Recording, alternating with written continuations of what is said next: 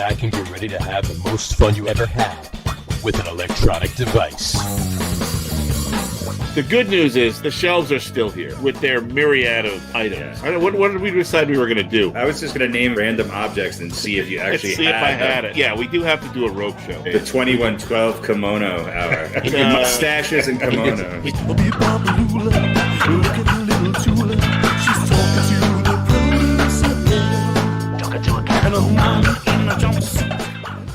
All right, everybody, welcome out to the Lager Room. It is Wednesday, March 31st, the last day of March of this year, 2021. Jersey Johnny coming at you with me, as always, is none other than Mr. RadioPete and Mr. Harry Lug Nutz. Say hello, gentlemen.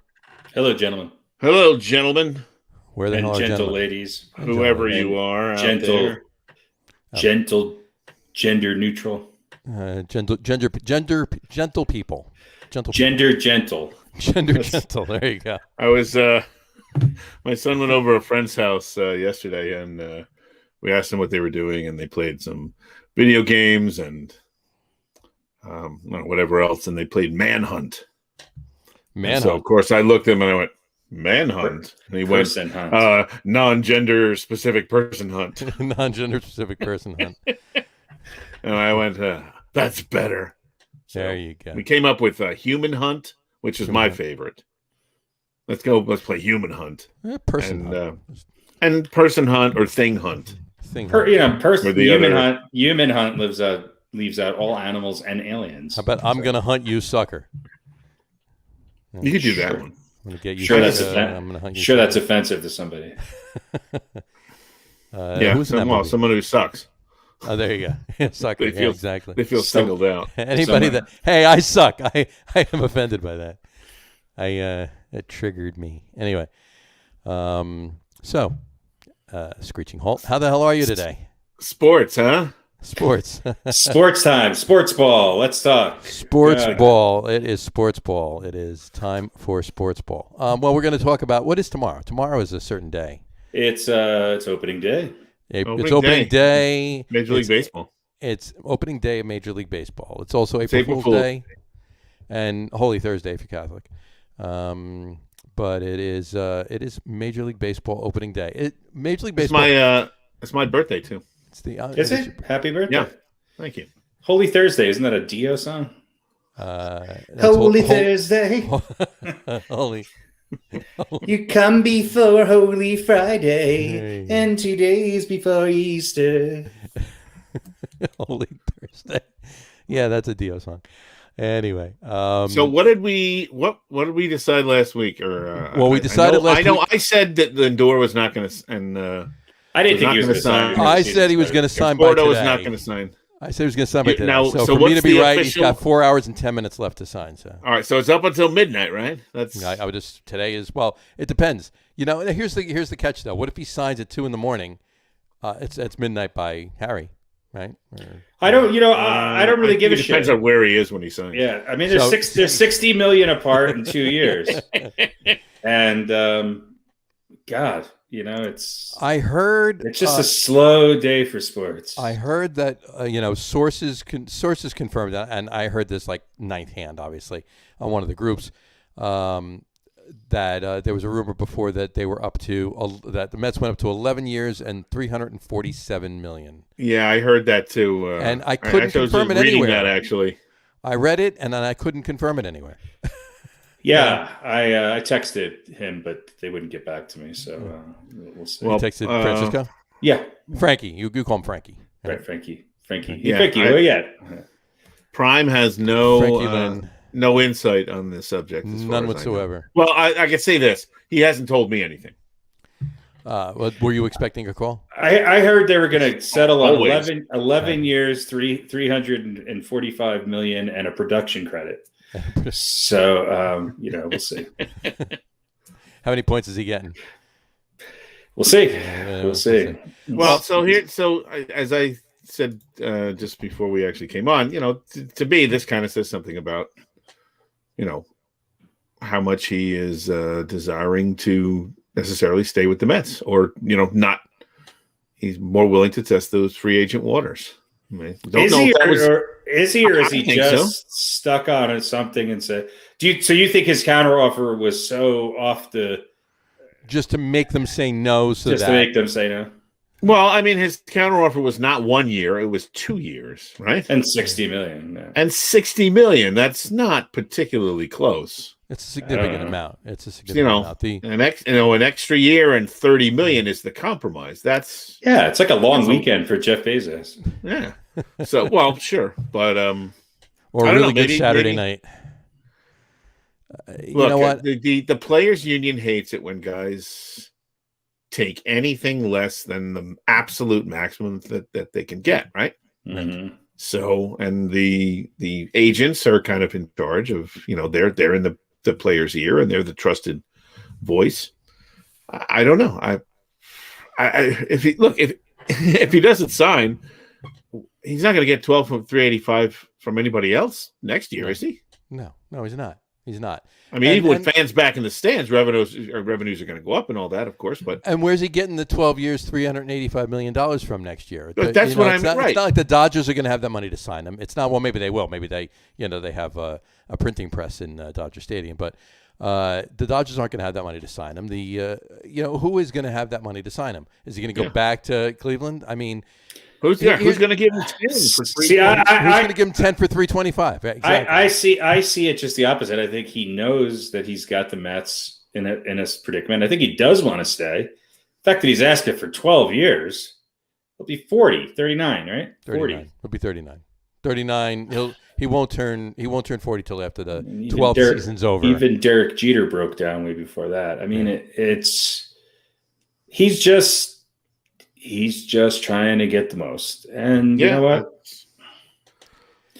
The Mets would probably be stupid to just not come close and try to match it at 350 for 12 and call it a day or give him the 365, but with a lot of back end disclaimers and don't front load everything. Give him the total. He's got to earn it. Give him the 385. Give him the 12 years. But have him earn it. Have there be performance things in there, and also backload it a little bit, and not have all of it guaranteed, and also put in a no opt out. Look, I'm not a Mets fan. However, if I was, I'd tell him to go pound sand. Mm-hmm. Well, we gave you a really good offer for 10 years, so you play till you're 38 years old with a lot of money. If he walks, he walks. Who cares? I tend to agree. That's a lot of money that you could spend on a lot of other players, and there's going to be other. And here's the other thing that I have to say about Francisco Lindor. He's a great player. I don't have him in my top 10 players in baseball right now. No. Who's in your top 10? He has not hit 300, or close to it. Let me finish my sentence. Wait, I thought you paused. In 5 years. There was a pregnant pause there. Yes. But no, I agree with you. I know. Here's my thing. He's foolish if he doesn't take whatever offer they can hammer out and get done today.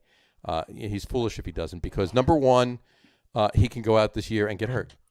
Then what is he getting? He's not going to get what he wants. He's probably not going to get what the Mets are offering right now at the end of the season from anybody else. And you don't know. I mean, it's possible he could, but odds are against it. However much, it depends. Obviously, we'll see what happens. But he's also not going to, whatever team he goes to, unless it's Los Angeles or somewhere else like that, which he's not going to get the endorsements that he's going to get. He's going to make if he signs in New York, he's going to get so much money, unless he's thinking about going across town. Unless he's thinking about playing shortstop for the Yankees next year. Well, the Yankees would certainly fall back on their old habits of, that would be one of the, and look, hey, if the Mets could, then there's some other free agents the Mets can sign. Sure, they can get Correa, they can get Story, they can get, And the other thing is, virtually whatever he signs for, and he's the highest paid shortstop in the game. Yeah, for a year, maybe. Right. Someone else is going to sign another contract and make more per year. That's So I'm not. I think he's willing to test. He wants absolutely the max he can get. He's willing to test free agency. I I think Cohen's in a position where he made him a really great offer. And I think we've all agreed if he doesn't sign, right, then sort of the offseason is a bust. Right. Because you're only going to get him for this 1 year. Exactly. But if you're going to have to pay through the nose, everyone has a limit. And Cohen's made an excellent offer here. This is a great offer. And if he walks away, he walks away. And I think Steve Cohen can say, look, we offered him a boatload of money. Right. I think Lindor would be stupid. I think Lindor would be stupid to walk away from this offer. Look, I think Trevor Story is better. I think Tatis has way more upside than Lindor, and probably right now is better. Many people have Bogarts as a better shortstop. Is Bo Bichette probably by the end of the year is going to have better numbers? Boba Fett, yes. Corey Seager. I mean, look, there's he is a good player. But there's other players. I think you build championship teams around pitching staffs. Yeah. And I would love to see Lindor stay a Met. I think it was a great offseason. I think he's playing them. I think it's his agent trying to get him as much money as possible.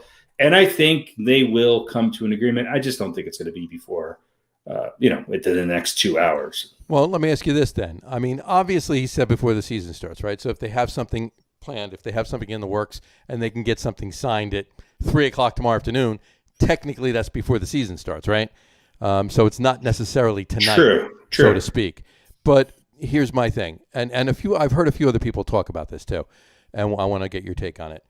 He has given the ultimatum where he's like, no, it's before the season starts, or I'm going to free agency. We signed something before opening day, or I'm testing free agency. That's what he actually said that. I thought it was it'll either be before the season starts, or we won't it'll be after during the season. We're not going to negotiate during the season. He'll test free agency. He said that.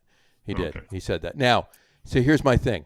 What happens, hypothetically speaking, if a month in, even late April, beginning of May, he's having a great year. He's having so much fun playing in front of, and granted, it's only like 20% of the fans, but playing in front of fans, playing in New York, the vibe of the team, everything else. And he says to himself, you know what?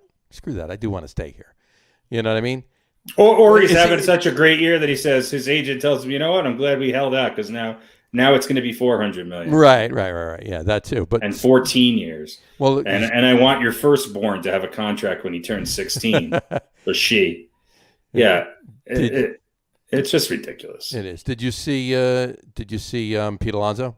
Yeah, Pete Alonso is just give him 400. I want to see him and Luke Voigt in a Celebrity Jeopardy. spelled dog. Oh, that's funny. That would be interesting. DAWG. Yeah, it's easy for Pete Alonso. Then you kick in the extra $15 million or $20 million or $65 million or whatever it is. Right. Yeah. Look, I think that if I'm Lindor, I think he's got 2 or 3 more years where he can get a long-term contract as long as he plays well. Right. So he's really got nothing to lose. I don't know where to go on this because I thought what the Mets offered him was at least worthwhile countering with maybe 1 more year and whatever the equivalent in salary would be. And I think the Mets would have signed it. But 12 years for a guy who's going to be 28.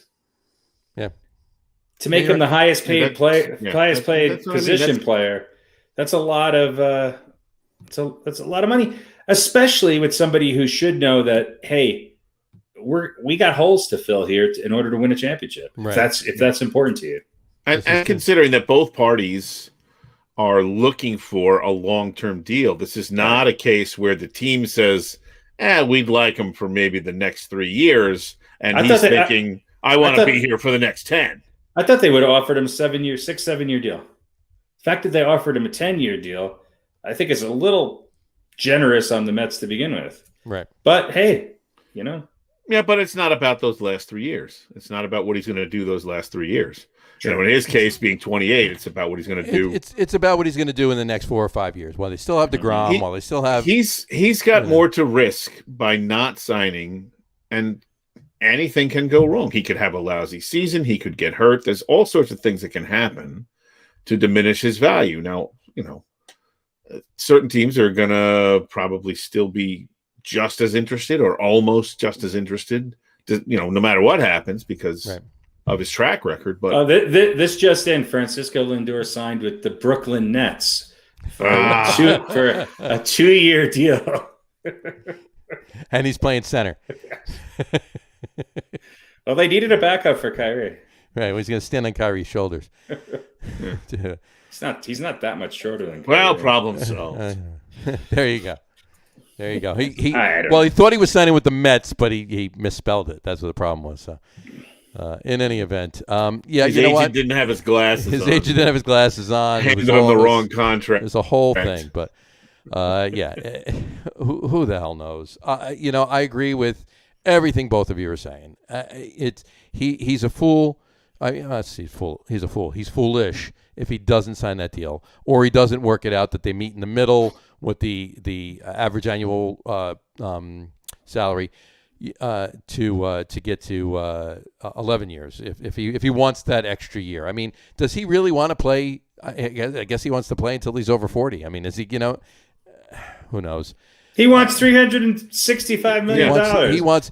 Well, he doesn't care if he plays till he's 32. The $325 million is going to tie him for the 5th richest contract, tied with Stanton. So there's Tatis is over him, Trout obviously, Machado and whatchamacallit? Harper. Tatis. Harper. Yeah.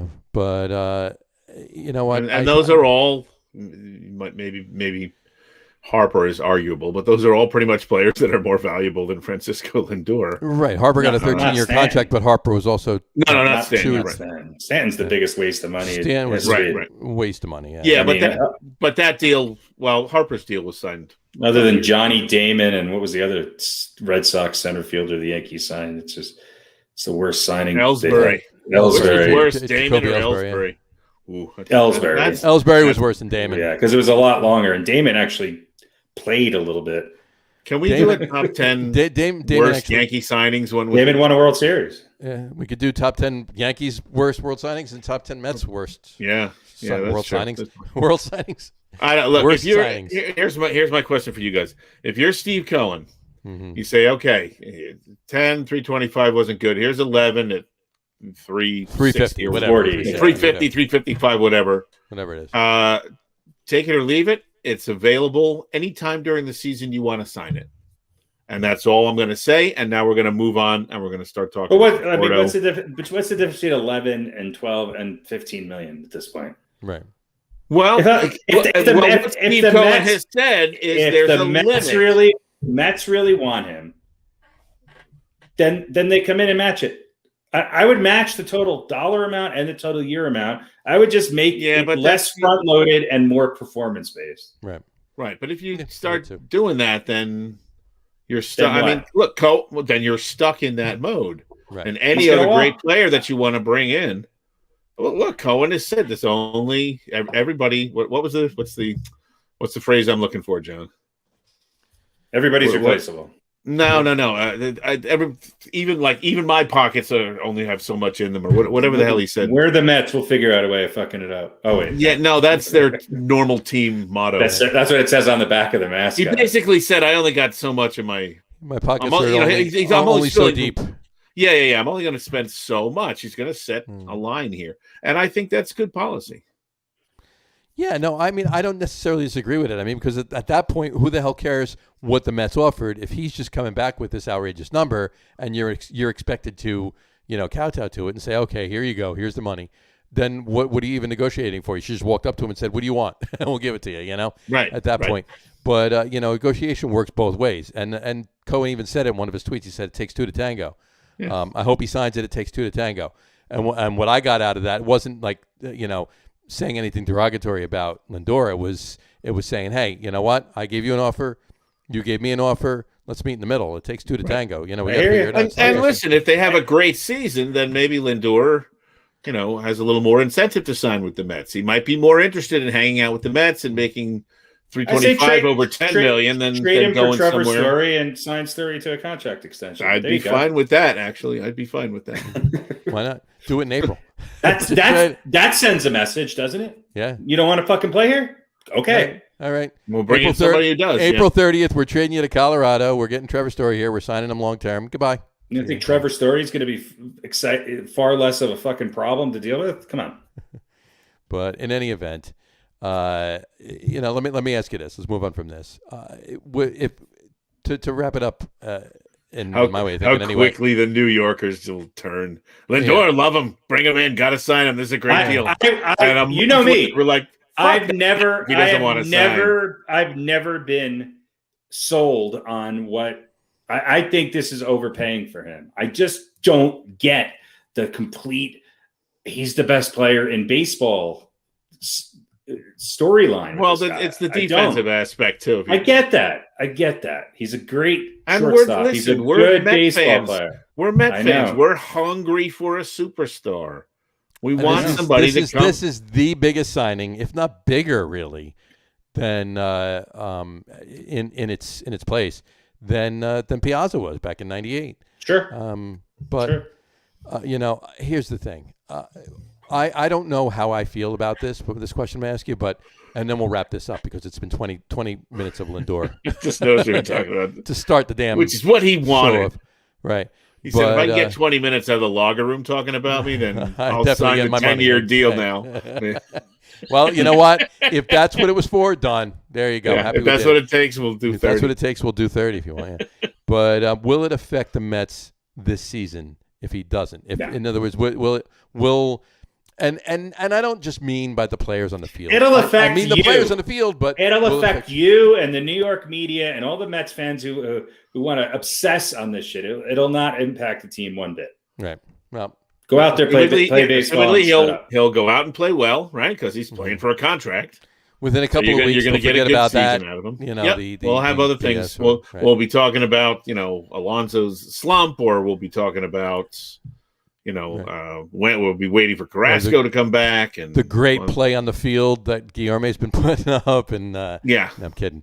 But we'll start talking about Jimenez, the return of Lee Mazzilli, the return of Lee Mazzilli Rosario. What's Mike Piazza really doing for this club? Did he change his name to Mazzilli Rosario now? Lee Mazzilli Rosario. Yeah, that's his new name. But what is Mike Piazza really doing for this club? There you go. Yeah, that'll be a topic of conversation. I'm sure. Yeah. All right. Well, moving on from that, getting back to what the topic at hand is, it's our MLB Preview, 23 minutes into the podcast, MLB Preview edition, if you will, of this podcast. Tomorrow is opening day. Not any other sport can't say they have an opening day. Opening day is synonymous with baseball. I mean, it's so great. And I read a little something here, a couple things I just want to bring up. For generations, opening day has arrived amid pageantry, if you will, in Cincinnati, home of the sport's first openly professional team. The annual Findlay Market Parade marks an official city holiday with young and old alike taking the day off to cheer the Reds. Anyway, the Reds have basically always had, for decades, the first pitch of every major league season has always taken place in Cincinnati. Oh, really? Didn't know that. Yeah. Les Nessman usually is the first. And the Reds remain the only major league team to always open the season with a home game. Always. But there's a couple of quotes. Joe DiMaggio said this one. You always get a special kick on opening day, no matter how many you go through. You look forward to it like a birthday party when you're a kid. You think it's something wonderful. You think something wonderful is going to happen. And this other quote, you tell me who said this. A home opener is always exciting, no matter whether it's home or on the road. Yogi Berra. There you go. But in any event, my next guess would have been Tim McCarver. It was 6-1. It's become like St. Patrick's Day in normal times out here in Denver, and we're going to have fans in the stands tomorrow, and I think Lodo is going to be hopping a little bit. Opening days in a lot of places where perennially you don't have a team fighting for, a playoff spot, sometimes opening day is the highlight of the season. Pretty much. Well, yeah, that's the thing. This is true in any sport theoretically, but because of the number of games in the baseball season, really that, even for the bad teams, those first couple of weeks, when you might only be a couple of games out of it, you can, that hope does spring eternal. And certainly opening day, everyone is, and look, everybody else starts at night, right? The NFL starts on a Thursday, for God's sake, night. Well, now. Yeah. And I mean, it's also just kind of, I think mentally for a lot of places in the United States, it sort of signals, hey, maybe winter is over. Yeah. Please make winter over. And, that's kind of, it's symbolic in a lot of ways. And also when you think of, when you think of, playing football, you think of being outside for the most part, right? Mm-hmm. Certainly NBA and NHL, you're in an arena, but baseball is always, you think about a game outside in the sunshine. Unless you live in Houston or Minnesota. Stadiums, of course, but that idea of baseball out there. Minnesota stadiums outdoors now. On the first day of the season, it's target. There is no other sport that's like that. Well, at least part of the stadium's outside. The outside of the stadium is outside. But part of every arena is part of it's outside. That's true. Yeah. No. Since when they rebuilt the whatchamacallit, the dome, the Vikings are still inside, but the Twins are outside. In any event, it's opening day is great, and like everybody says, hope springs eternal. So, let's hope that is. What the hell is this? I am not going to even read this comment, but I'll show it to you guys later. Holy crap! Oh, you don't even want to know it. Did Lindor? No, it's some sort of spam for. It's Vietnamese. Just let it go. Okay. Go to Facebook if you want, and go to the page, go to our page, and read the comment. I'm not going to look. It's funny. All right, so hope springs eternal. Who's going to beat the Dodgers? I mean, that's basically the summary of baseball this year. Who's going to beat the Dodgers? Does anybody have? The Dodgers got better than they were last year. There's a few things we can go over. The Dodgers did get better, but are they going to win again? Here's why I say no. It's not a strike-shortened season, but that's just my. At least not yet. At least not yet. Yeah. I mean, I think they should win it. Will they? Who knows? It's really hard to repeat. Is it hard to repeat after half a year? I don't know. It's a third of a year, wasn't it? Yeah. They're gonna have a long season though. Their season's longer than everybody else's. No, they're gonna have a long season of fighting with another really, really good team in the Padres. Yeah. Well, everybody has that though. Absolutely. Yeah, but I think the Dodgers have had it. Maybe not as much. They haven't had it as much. Yeah. No, they haven't, and they're also going to have a long year fighting with the head case that is their number 2 or 3 or 4, whatever he's slotted in for starting pitcher. The Mr. I'm going to pitch with one eye and breathe through my eyelids like the lava lizards of the Bauer fatigue could be an issue. Is he any more of a head case than Justin Turner or any? I mean, if he performs at 75% of what he's capable of, the Dodgers are going to be really, really hard to beat. Yeah, well, that's if. He had one good year, and it wasn't even a year. It was 11 games, 60 games. I think he might not even be their second best pitcher. No. They have 7. They have 7 pitchers that are no better than that. All of them, none of them are any worse than a number 3 starter. So they have a crazy good. I think they have the best lineup. I think they have the best lineup, offensive, defense considered. Combined, yeah. And I think they have the best team to play in today's baseball. Then they're versatile. They can play multiple positions. They know how to hit. They somehow hit the long ball, even though they're not really built for it. And they've got a deep pitching staff. I just think that the Dodgers are here, and there's a second tier And then there's a big third tier that's with a lot of question marks. Well, before we get into any predictions and everything else, I mean, we know how we all know, and people that are have been watching the show know how we feel about what the Dodgers are doing out there. So let's go around the league. Let's start in each division. Not take forever to dissect everything, but let's talk about each division. Let's start with the National League East, and we'll start with the Mets, like you said. I don't let me get your opinion on the pitching staff as it is right now, before anybody comes back. Right now, DeGrom is the first starter. Then you got Stroman, Taijuan Walker, David Peterson, and Joey Lucchesi. Obviously, you got Syndergaard coming back at some point. You got Cookie Carrasco coming back even before that. What's your take on the rotation? Quick, bing, bang, boom. I think that they have the potential of being the best rotation in the National League East. Having said that, I think without some people really stepping up and without them getting healthy, I think they're the third best on paper right now. I think that both the Nationals and the Braves have better pitching. Okay, fair enough. Pete? I would say I would agree. Nationals are really top heavy. I agree. They have an excellent staff.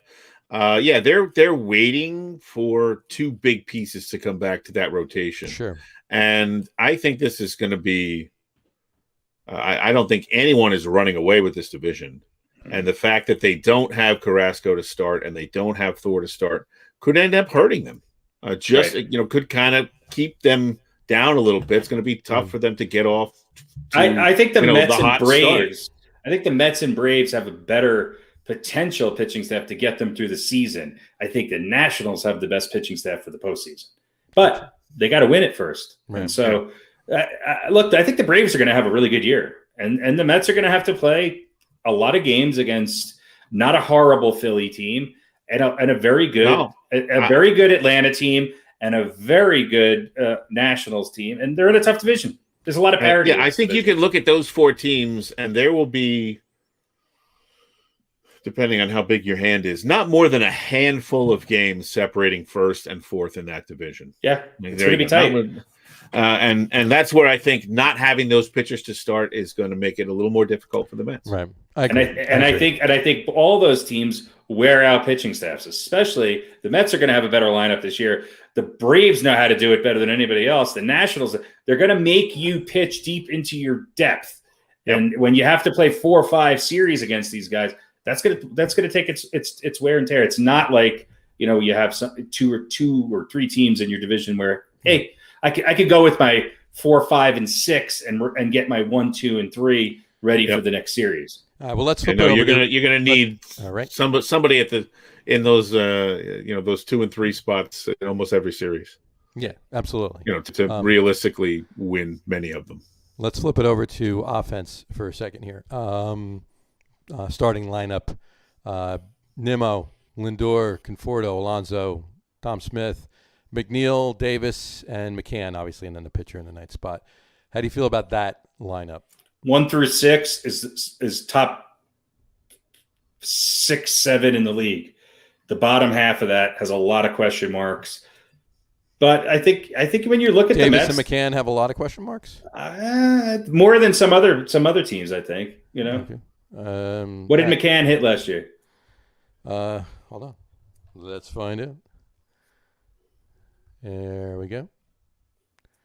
He hit last year. He hit He hit 293. Okay, so he had a good year. Mm-hmm. And his career average is 286. Yeah. So I mean, the Mets fans were down on the McCann acquisition. I don't know why. I was in for it. Even before they even signed him, I said, take him because you're going to save a ton of money. Well, it might have been the biggest value acquisition they had. Yep. Let's listen. He wasn't. I don't. Well, I think going into the Yankees. J.D. Davis. By the way, J.D. Davis's career average is 328. Yeah. Okay. So. But that's But what's the sample size on that? It's a small. He had a down year last year, and then he had a lot of years where he only played a few games. His biggest sample size was 2 years ago, 2019. He raked for the Mets. Yeah. So, but look, Alonso had a pretty good spring. Certainly, the later part of the spring was very good for him. But the difference. Which is more important. Which is more important.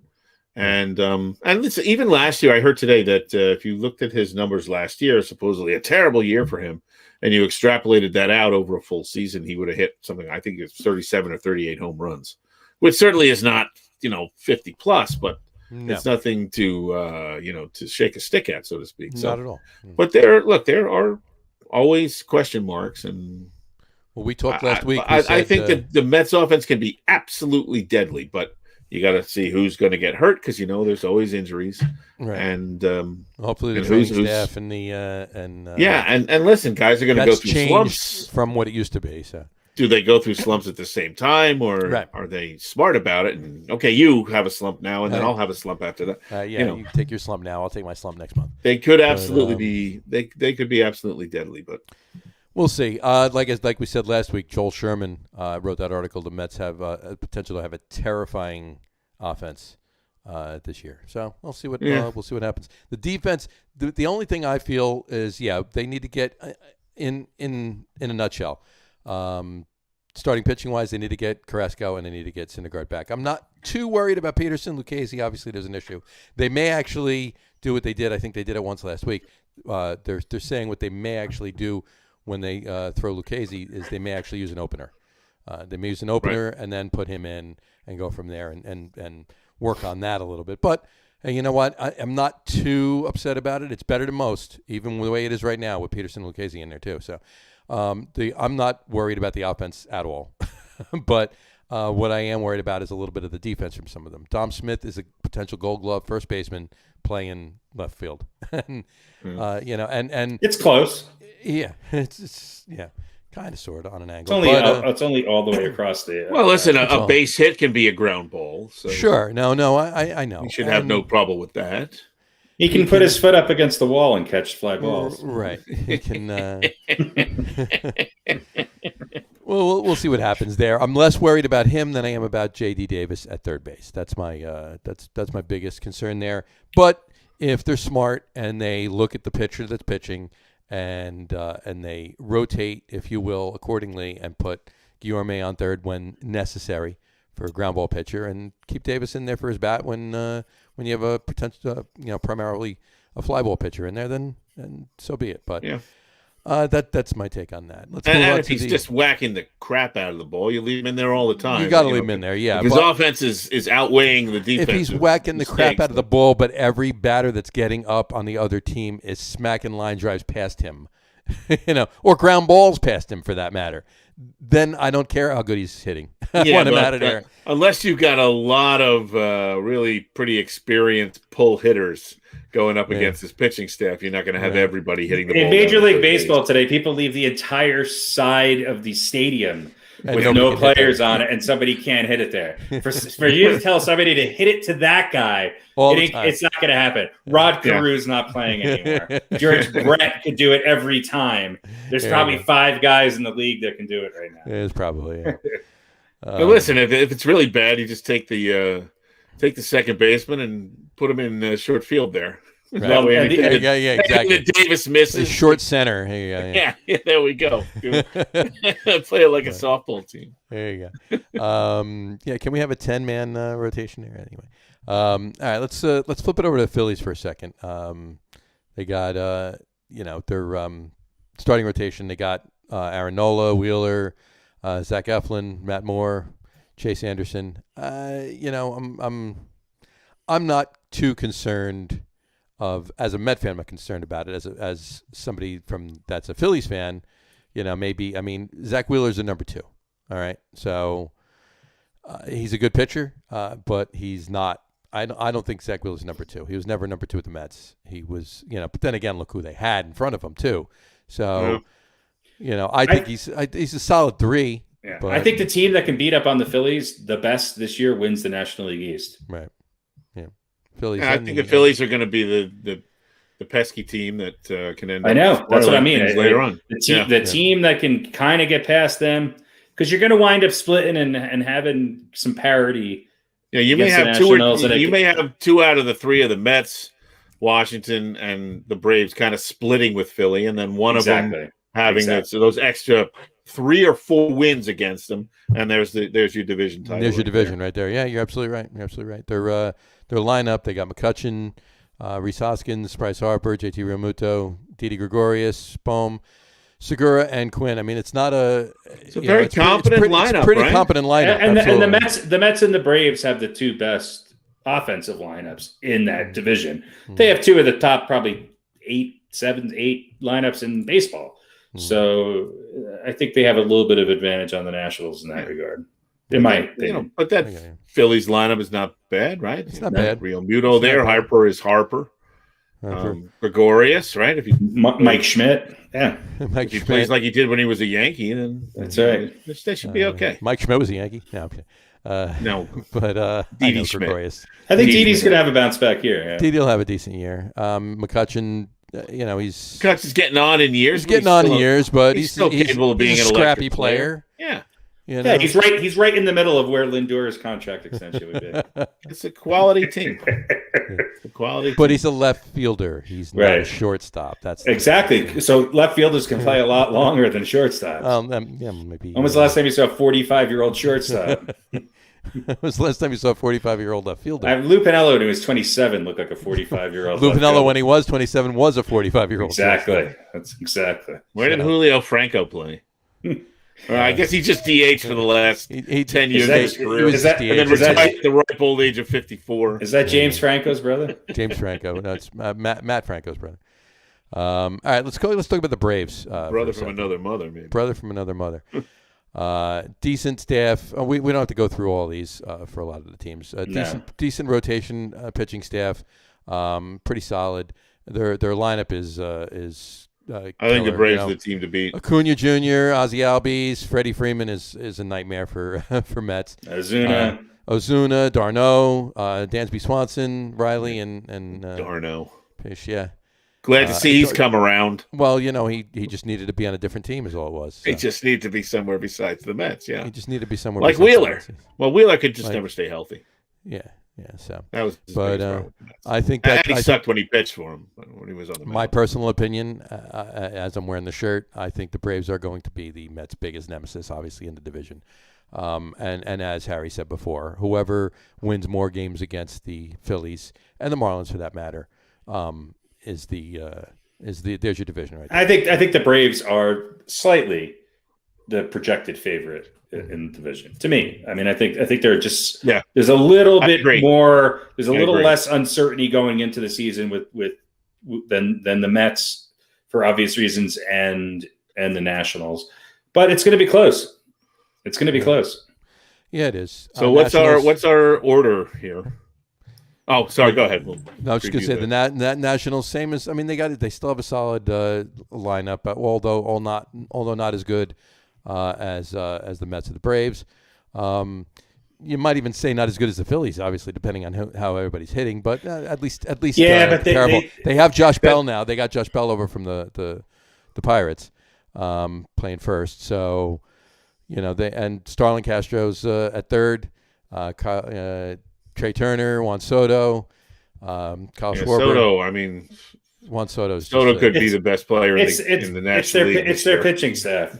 If their pitching staff is gonna make up for a lot of inconsistency in the lineup. I think. But as Pete said before, it's top heavy. It's Scherzer and Strasburg, right? And you got Patrick Corbin in the third, and John Lester's pitching fifth. So, it's a solid rotation, but.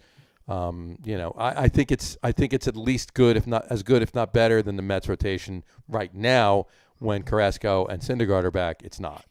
That's right. Overall, no. Overall, no. Yeah. Like I say, the Nationals are built to get to the playoffs and cause havoc. Right. And the Marlins, they're not a pushover. They're not a pushover. They're scrappy. They did what they made the wild card last year. Granted, it was 60 games. I don't think if it's a regular season. Are they a hockey team? The Marlins. The Marlins, yeah. They're a highlight. In the off season, they're a highlight team. Right. But you know what? They do have a decent young nucleus. So we'll see what happens with them. Okay, let's talk about the division. What's the order? Who's winning it? What's the order? National League East. I think it's going to be the Braves, the Mets, and the Nationals. and I think the Braves are going to pull away and win the division. All right, so you're saying I'm marking this down because we're going to keep this for posterity here. Braves for posterity. Posterity. But it's posterity. It sounds like whoever loses gets their list shoved. It sounds like a combination CrossFit gym and prostate exam. Come to posterity. I was going for a joke there, but that's even better than I was thinking. So I'll leave it alone there. Posterity. Posterity. We like to make up words here. Let our fingers do the talking. Get our forever membership. That's right. We'll keep it for. Turn your head and cough. Posterity. We'll keep it for posterity. The joke I had was far worse than the one you made. I'm even going to say. Okay. We're trying to edit ourselves. Braves and how many wins? Oh God, we got to pick number of wins. Enough. No, just I think the Braves win 96 games this year. All right. Pete, who's winning? How many games? I think it's going to be Braves, Nationals, Mets, Phillies. That would be the top four. I'll say the Braves win. What did you say? 96? Yep. I'll say 97. All right. I am going to say Mets. Imagine that. And I'm going to say 95. 95 is going to win the division. 95 is going to win the division. Could be. So a lot of parity. A lot of parity. There's good teams playing against each other. Yeah, that's true. I mean, if the Mets aren't losing a couple of games to the Braves or the Nationals, then the Nationals and the Braves aren't winning those couple of games. So, and if the Mets and the Braves are both raking over the Phillies and the Marlins, then they're both, getting the beat around that. So, everybody's getting those. Getting those wins. So I'm going to say Mets 95 wins. All right, let's we'll do it faster. Let's do the National League Central. This will be fast because I don't know anything else about it. We'll just talk about the teams in general. Not that I know anything about the NL East, but I know even less about any other division. Brewers, a couple of standouts on their lineup. Lorenzo Cain still playing. Christian Yelich, obviously. They're, I don't know. They're right, I think, in the thick of things. But between them, the Cardinals obviously have Paul Goldschmidt still playing. They got Nolan Arenado now. DeJong. Yadier Molina still. Cardinals have to be the favorite, right? The Cardinals, Yeah, but I think there's going to be a lot of parity in this league. I think 85 wins you this division. I really do. Yeah. I think it'll be the Cardinals, but I think the Brewers will be right there. And I think the Cubs will have a better year, but they'll probably be around 500. I think the Cardinals have to. I think it's going to be Cardinals, Brewers, Cubs. Yep. Yeah, the Reds had a surprising postseason last year, but they lost power, and that's a big part of their. But to your point, with 85 wins winning the division, that also means I'm going to go out and say that the Reds and the Pirates are not tanking. They're not 30-win teams. No, I think all these teams are within. Other than the Pirates, I think all these teams are going to win. 75 games, right? And the Pirates might be in the Pirates. The Pirates might not win 60 this year. Yeah, it's possible. I'll call it right around 60, but I think Pittsburgh's the worst team in baseball, other than maybe the Rockies. Right. And I think Pittsburgh has a little bit of an advantage. So I'll go first. I'm gonna say the National League Central. I'm gonna say 87 wins. Cardinals 87 wins. Pete. I'll say Cardinals 84. Okay. Harry? Cardinals 85. They're going to squeak past the Brewers. Brewers will be second. Cubs will be third. They're going to be neck and neck all year, all three of those teams. Cardinals pull away. 85 wins that division. Cool. All right. Let's move on to the National League West. All right. Talk about your Rockies for a second. What do they have to do this year to win 30 games? They'll win 30 games. I think they'll probably be right there with the Pirates. I think they'll win 50, 55, 58 games. The Rockies have a pretty decent lineup. I mean, look, they still have I think they have one of the best outfielders in baseball in Charlie Blackmon. Right. I think they still have one of the best, if not maybe the best shortstop in baseball. They've always been able to bring up young pitchers, whether or not they can kind of get through a season with all of them kind of reaching their potential, at least at the same time. Right.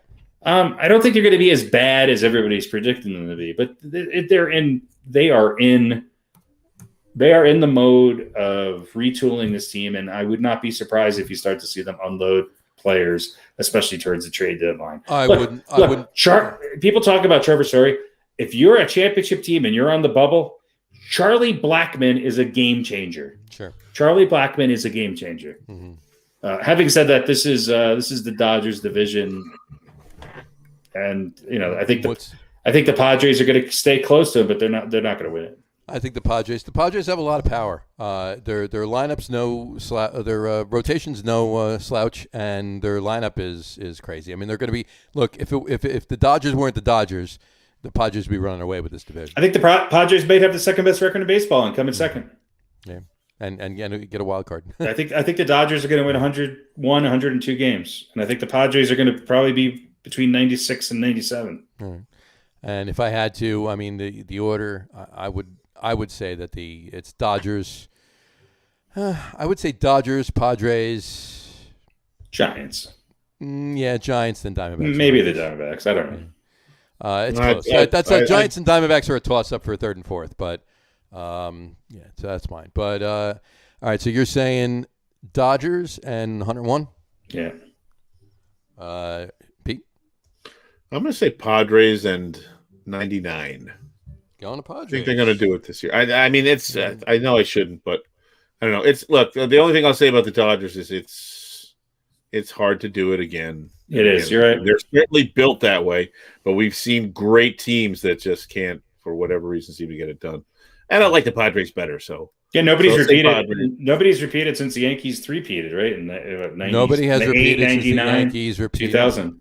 Yeah, it's hard. It's just hard. The last series that won a team their second or more series in a row beat the Mets. If you look at it like that. So, great. But the Dodgers will be second right behind them, and I think the Giants will be third. I don't think. I'll lean towards the Giants third and then Diamondbacks are going to be a close fourth. Though they'll be a game or two behind. It depends on how Madison Bumgarner does there. Right. This is true. I'm going to say Dodgers 102. 102. There's mine. All right. All right. Let's move to the American League. Talk about the Yankees there, Harry. What do you see happening? Well, for the beginning of the season, anyway. Let's put it that way. I think they have to get out to a good start. I think they have to get innings out of their starting pitchers. I think that these guys shouldn't have no reason to not to be able to get some wins out and get some innings out of these fresh arms. Right. Having said that, I think the Yankees will win the division. And I think only because I think Tampa Bay is going to slide back down a little bit. I think Boston's going to be better, obviously, than they were last year. And the Yankees, much like we were talking about the Mets in the American League East, I think the Yankees have Baltimore's number, and I think they'll be able to beat up on Baltimore a bit. The Blue Jays are going to be good, but I think they're going to be 5-6 games behind the Yankees when it's all said and done. I think the Yankees win the division with, what did I say on the special? 97, 98? I think 97 wins. I think the Yankees win 97 games. Gotcha. I think, you know what? I like we talked about last Friday on the special Yankees corner. I don't think it's a horrible thing that they got to start the year with Bruce at first and Luke Voigt on the DL. But he'll be coming back at some point, obviously. So he'll still play more games than Kevin Durant. This is true. Although that's not saying much. No. That's not saying much. At this point, look, I want them to be healthy when the time is right. And injuries, the Yankees are injury prone.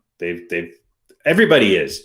Right. It's just, and last year the Yankees didn't play with the full team until the very end of the year. Yep.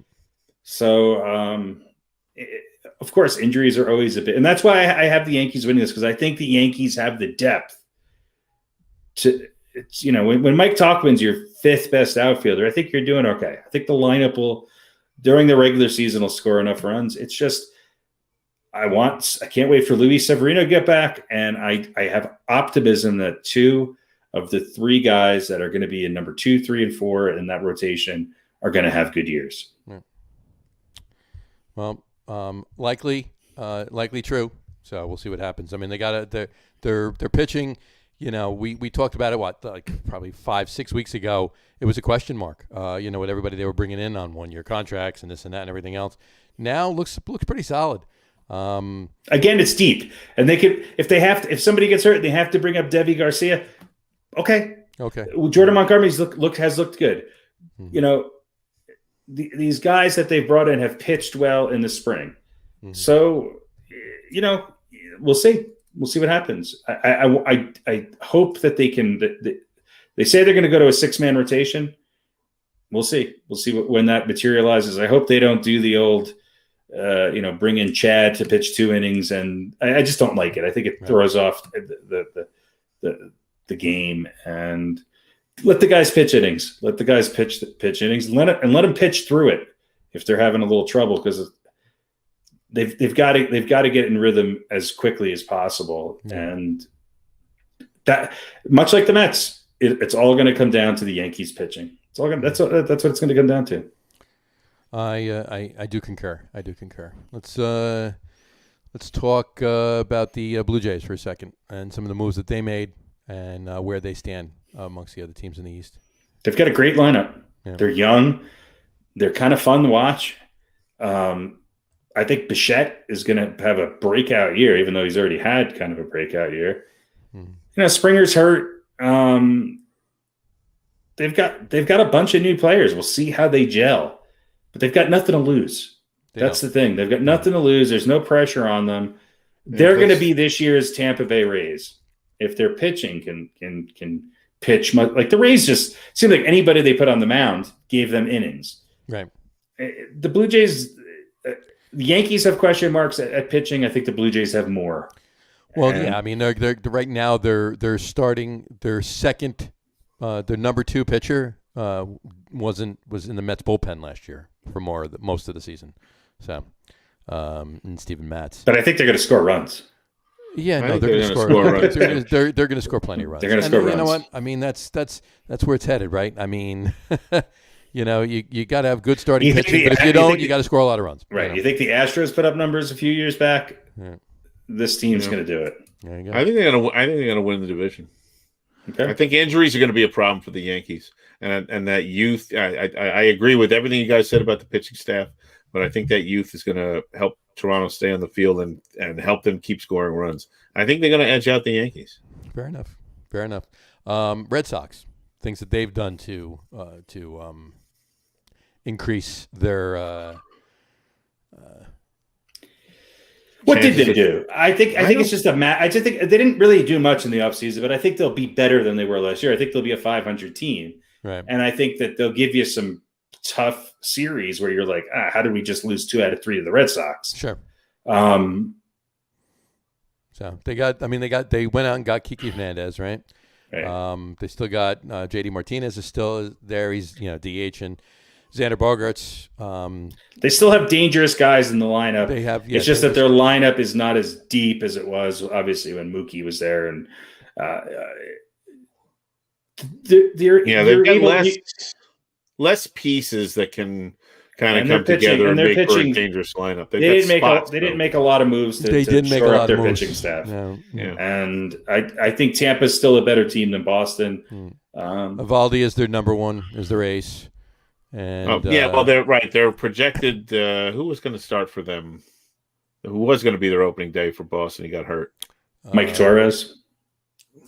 I don't know. I forget his name. But yeah, Evaldi is once again getting the start on opening day. He's getting the start on opening day, yeah, exactly. But he was not the planned opening day starter. And Mr. O, Adam Ottavino, is their closer. So, watch, he'll probably have a bounce back season. Yeah. So. And we'll the Rays. I think we're all in agreement that the Rays are dropping off. I don't think they're going away. They're not falling out of the. Never underestimate them. They are the Oakland A's of the American League East. They're I would not be surprised if they're right on the heels of Toronto. I would not be surprised. Wouldn't shock you? No. All right. We'll see what happens with that. And they seem to have the Yankees number. That's what concerns me in that division. Is last year they had the Yankees number. Bam. Yeah. They definitely had it last year, that's for sure. But they did lose a lot of the pieces. I understand. That helped them have the Yankees number. I understand. So, but we'll see what happens. Yeah, sometimes that kind of lingering confidence or mindset though can make up for a lot. Some teams just match up well against others. This is true. And speaking of the Orioles, how do we feel about Mr. Matt Harvey being the number 2 pitcher for the Orioles? It tells you everything you need to know. American League Central. There you go. All right, let's get the numbers though. Harry, you said you are taking Yankees and 97. Yeah, I'll go 97. I might have said 98 or 96 last week, but I think 97. I think they're going to need to win 97 games. All right. RadioPete. I'll say Blue Jays 96. All right. And I think the Yankees will be right there, and I think the Rays will be right behind them, or they might flip-flop, but I think it's going to be very close. I'm saying Yankees 96. That's where I'm at. All right, AL Central. Kick it off with the Indians. Are they the Indians? Well, at the moment, they're the Indians. They didn't take their name away. They didn't do a Washington. Oh, they didn't? Okay. They're not changing. the Cleveland. They're in the process of changing their name. They're not the Cleveland team. They're not going to rename. They're not going to be the Cleveland Baseballers. They're or the Cleveland Baseball. Harry, I think they will remain the Indians until they have a new name. I think we have a compromise solution, Harry. I think the Steamin' Indians. The Steamin' Indians. Yeah, I think the problem with the name was not the Cleveland part. I think it was the Indian part. How about the Steam Indians? Yeah. The Steam Indians. Look, I still think Cleveland's got Steam Indians, but still has a hell of a pitching staff. It's just they're not going to score as many runs. They have a hell of a pitching staff. I mean, Shane Bieber is. I think if the White Sox I think it's going to be the White Sox, Twins, Indians. Jumping right to the predictions. Not even talking about that. No, I agree. I think he's dead on. I mean, they got they got Eddie Rosario from they got 2 Rosarios on the team now. No, there's no rule. You could have the whole starting lineup of Rosarios. There you go. And you could have Rosario Dawson pitching. She's slated in for the 4th spot right here. I think 1 year, many years ago, I one of the old school baseball games you can draft, and I think I drafted an entire team of Johnsons. That wasn't baseball. That wasn't baseball. That was something else. That was you're right. That was your Tinder profile. Never mind. That was something different. That was a hell of a team. You were swiping right on every Johnson. Swipe right on every Johnson. Those some great Johnsons, I'll tell you. Johnson and Johnson. Johnson and Johnson and Johnson and Johnson and Johnson. And another 4 after that. Johnson. Doctor.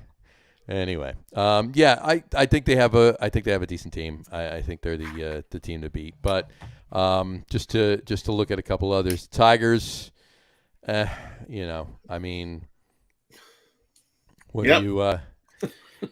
Yeah, exactly. Hey, they're from 60, 65 60, wins. 65, yeah. I think the Royals will win 75. I think the Indians will be hovering around 500, maybe a little bit above. And I think the White Sox win the division with maybe 92 wins, 93 wins. I'm not convinced the White Sox are going to win. I think it's going to be a close race, but I think the Twins are going to pull it out. I think the Twins are going to win. I think it'll be within a game and a half to 2 games between the Twins and the White Sox. I really do. I do. I do too. I think at the end of the season they're going to be a game and a half ahead. I think if anybody in this division wins 94 games, they win the division, no problem.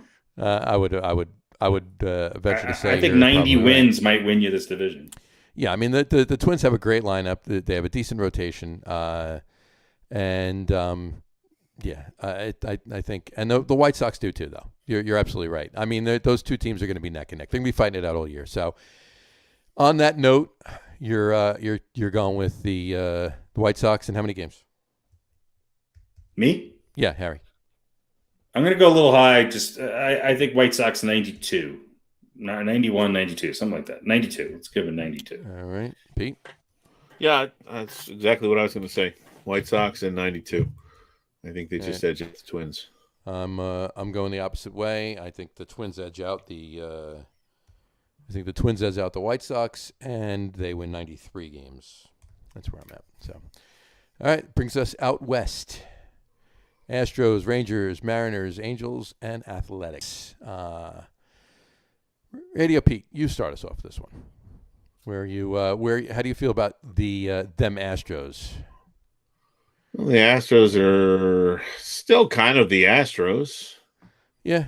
Actually, I heard today. I think they did the top 20 jersey sales, and Altuve I think was in the top 15. So, was he? I guess at least some people are getting over the whole cheating thing. Yeah, everybody in Houston. It's a big city. Yeah, but they'd all have to be buying jerseys. Yeah, well, no, it was James Harden when he left. He bought an Altuve jersey for everybody in Houston. That's what.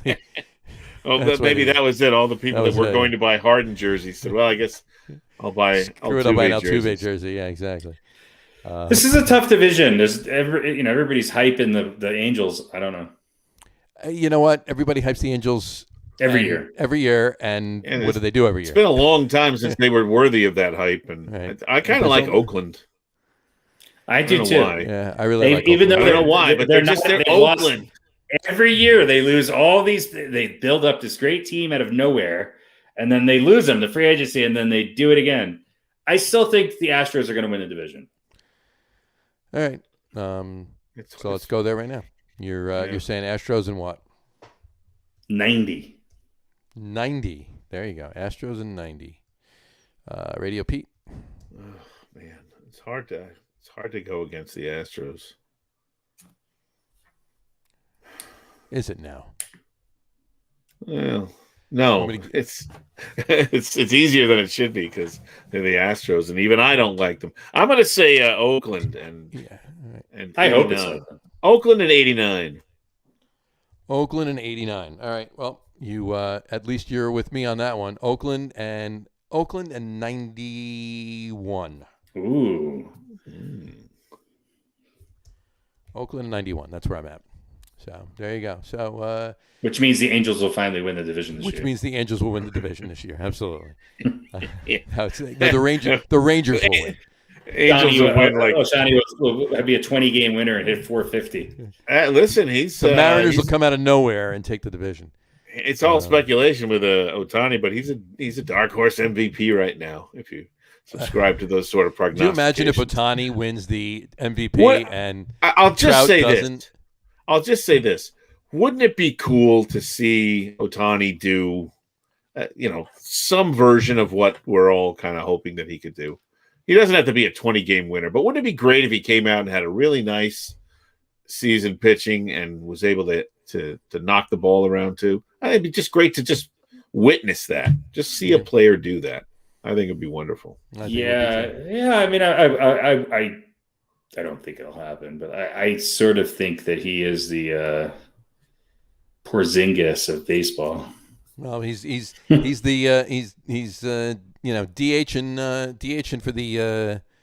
for the opening day game. So that's interesting. So yeah, I think the A's actually get over the hump and win the division this year. So all right, let's recap. And at least Harry says Braves 96 games. Pete, Braves 97 games. Myself, Mets 95 games. National League Central, Harry says Cleveland 85 games. Pete says Cleveland 84 games. I say Cleveland 87 games. We're all in agreement on that division. NL West, Harry, Dodgers 101. Pete, Padres 99. Myself, Dodgers 102. AL East, Harry says Yankees 97. Pete says Blue Jays 96. I say Yankees 96. AL Central, Harry, White Sox 92. Pete, White Sox 92. Myself, Twins 93. And AL West, Harry, Astros 90. Pete, A's 89. Myself, A's 91. There you go. And that'll do it for our preview show. We forgot to flip a coin. No, there's nothing in our contract that says we have to do that. Let's flip a coin.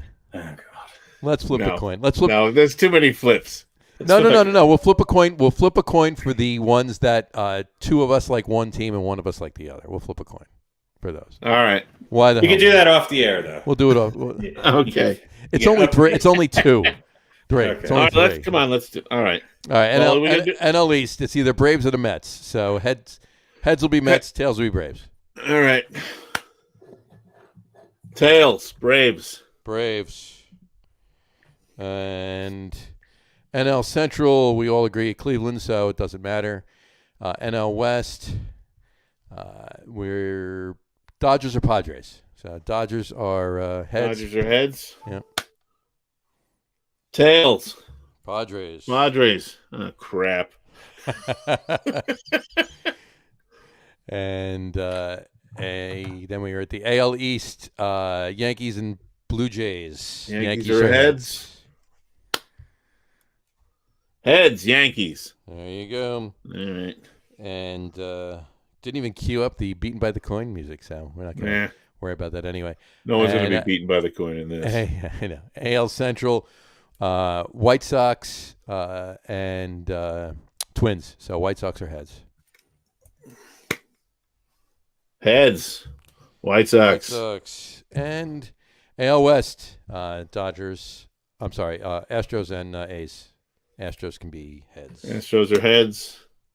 And it comes up tails. Mean the coin. All right. There you go. There we go. Threw a little baseball beaten by the coin in there. So we'll see how that pans out when we get to the end of September.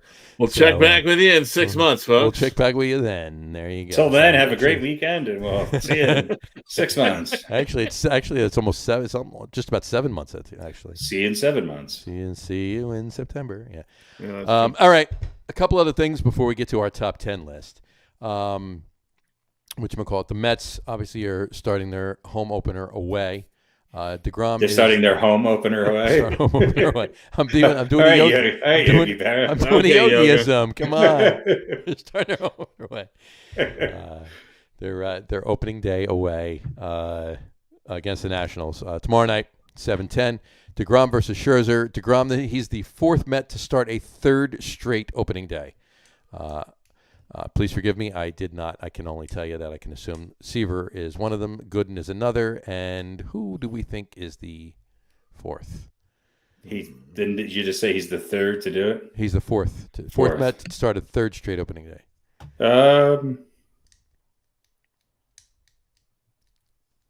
It's a good question. So, what do you? Harry ponders. What do you think there, Pete? I don't know the Mets. That's the problem. Neither do I. Who's the guy from back in the day? Oh, him, right. You know who I'm talking about. Crap. His name is escaping me. Koosman? Koosman? Jerry Koosman? Could be Jerry Koosman. Jerry Koosman, maybe? You are wrong. It's not Jerry Koosman. Bobby Ojeda? Nope, not Bobby Ojeda. Okay. Where are we here? I just got to find my list here. Where the hell did it go? Wait, do you know who it is, or you just? Yeah, no, I know who it is. I know who it is. I'm just getting back to the. You'd probably be right either way, but I'm getting back to the.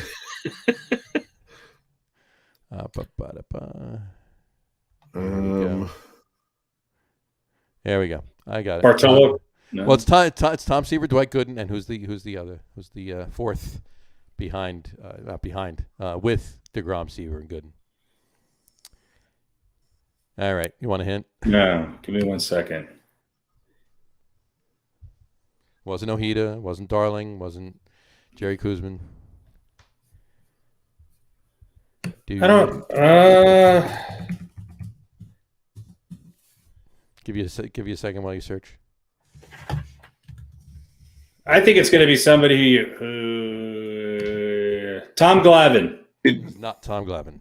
Did he also pitch for the Yankees? Nope. Later in his career? No. Nope. The last team he ever pitched for was the Mets. Wasn't Bartola? Nope. And this is the most opening day starts. Most opening day in a row. Three in a row. So there's 4 guys that had 3 in a row. 4 guys had pitched 3 straight opening days. So DeGrom is the 4th to do it as of tomorrow. I don't know. He has one other very big distinction as a Mets pitcher. Only one to do it. Santana? No, Johan Santana. Pitched 3 in a row. Yes, he did. Silence. Wow. Yeah, I forgot about Santana. For some reason, I didn't. How many years did he pitch for the Mets? 6, 5, 7, 8, 9, 10. For some reason, I only picture him as like having 3 seasons with the Mets. I don't know why. No, he was there for a while. Yeah. I mean, he wasn't there for 8, 10 years, but he was but 5 or more 6 years he played. Yeah. Twice as long as what I thought. Yeah. So I didn't think about him at first. So you're telling me that Tom Seaver had 11 opening day starts for the Mets, but he never did more than 3 in a row? Well, no. I mean, Tom Seaver actually. Where's his record? Tom 10 Seaver, in a row. It said 10 in a row. 68 to 77, he was the opening day starter. And Dwight Gooden did 3 in a row. 4 in a row. 88, 89, 90, 91. Dwight Gooden did 4 in a row. Johan Santana just had the 3. Did 3 and he's the 4th to do 3 in a row. Doesn't mean the other ones stopped after 3. It just gotcha. I got you. So there you go. Yeah, Seaver had 10 in a row. And so he'll be the 4th Mets pitcher to make 3 or more opening day starts. 3 or more opening day starts, right. And then next year he'll probably be the 3rd Mets pitcher to make 4 or more opening day starts. But in any event, all right. I got to ask you this really quick: who has more on the line this season, Luis Rojas or Aaron Boone? Like Rojas, Boone. Obviously Boone to win the World Series. Rojas not to win the World Series, just to get to the playoffs and do well or whatever. But that's not going to be a bust like it would be for Aaron Boone. But who has more on the line? I would hope it's Boone. I don't think it is, though, because I think the Yankees are set with him. But I think Boone has more on the line. Pete? Yeah. No, I think it. I don't know. I mean, Boone is just going to follow the sabermetrics.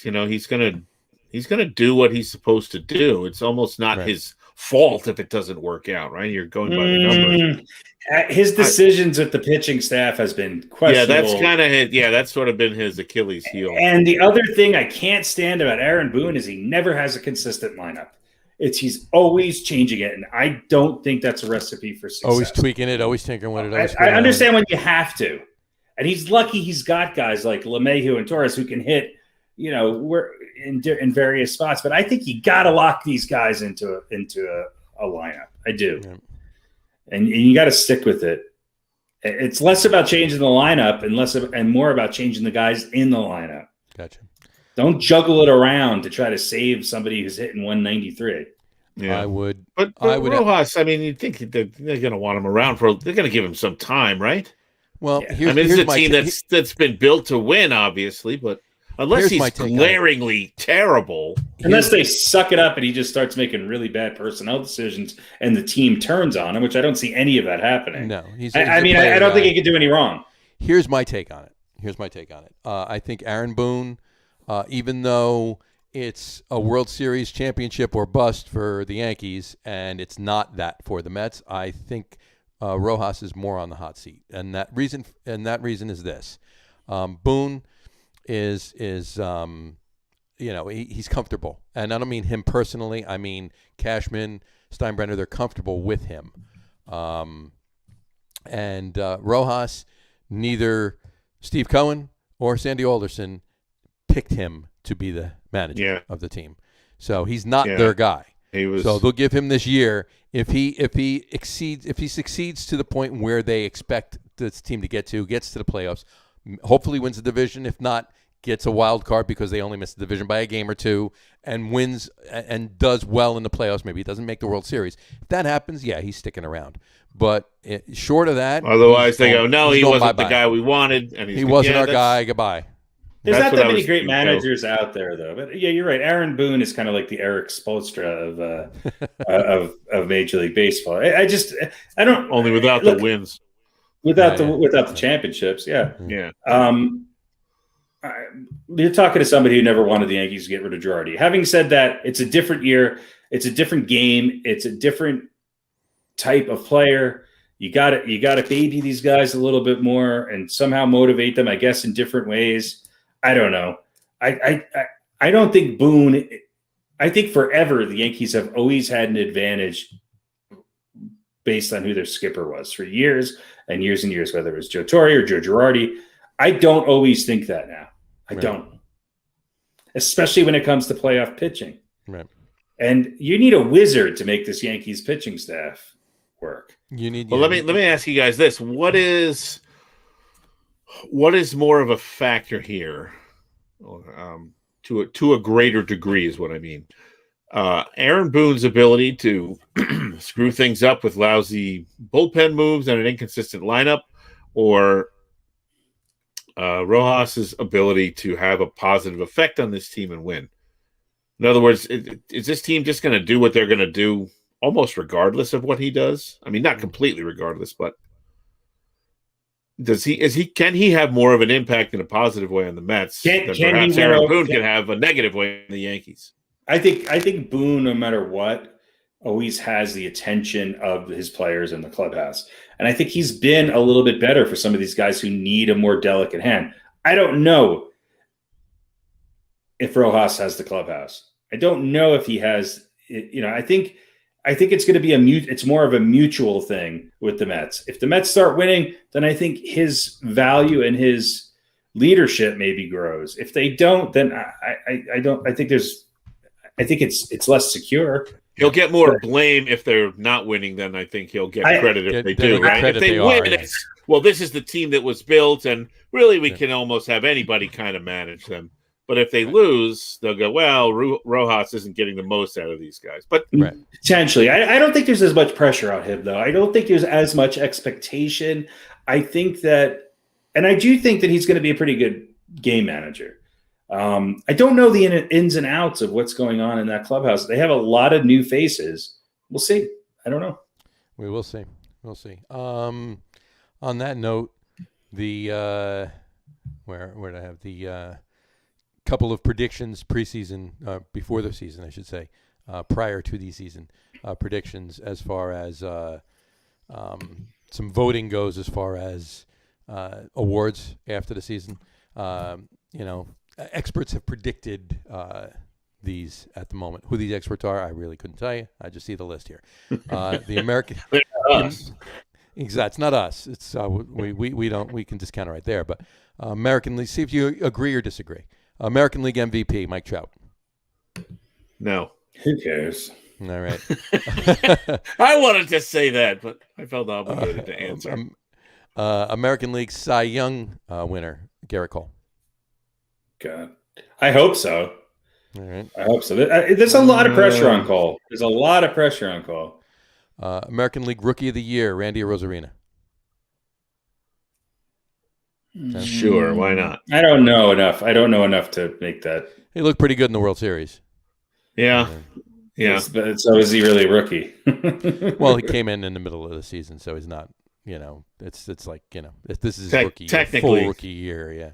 Yeah, according to technically, he's going to play the whole season last year, and this is still going to be his full rookie year. Right.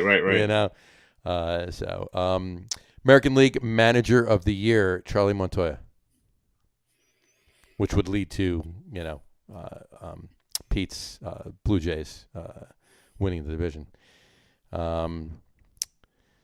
National League MVP, Juan Soto.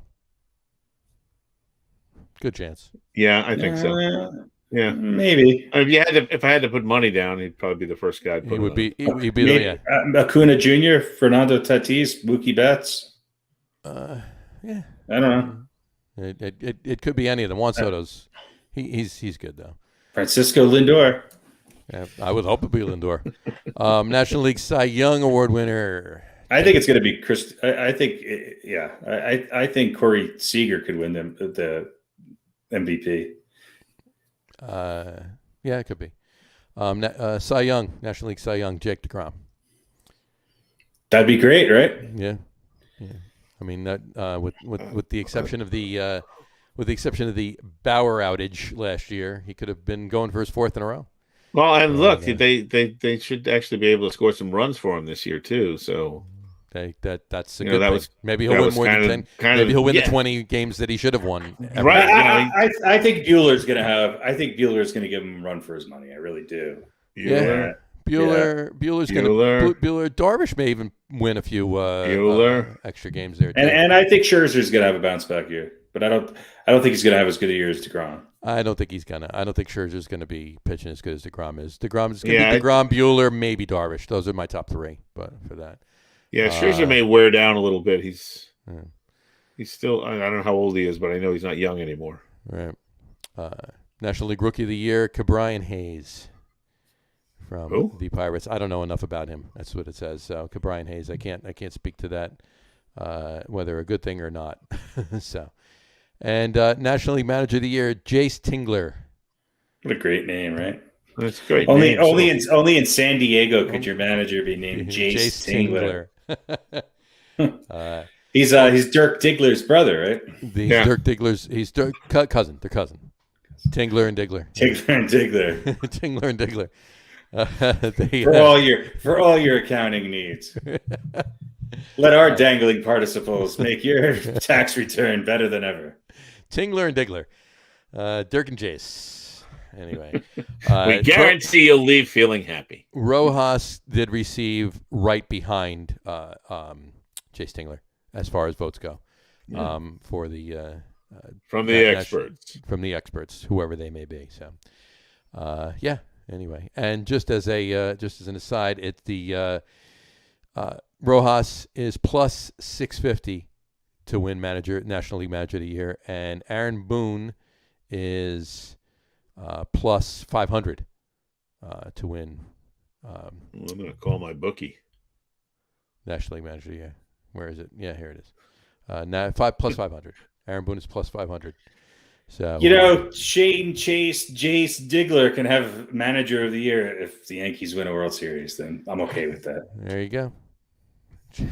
Chase, Dirk Diggler, Diggler. The Tingler Bradford. The Tingler comes out to the mound and pulls Diggler. He's yanking Diggler out. He's bringing him out. On pins and needles, he's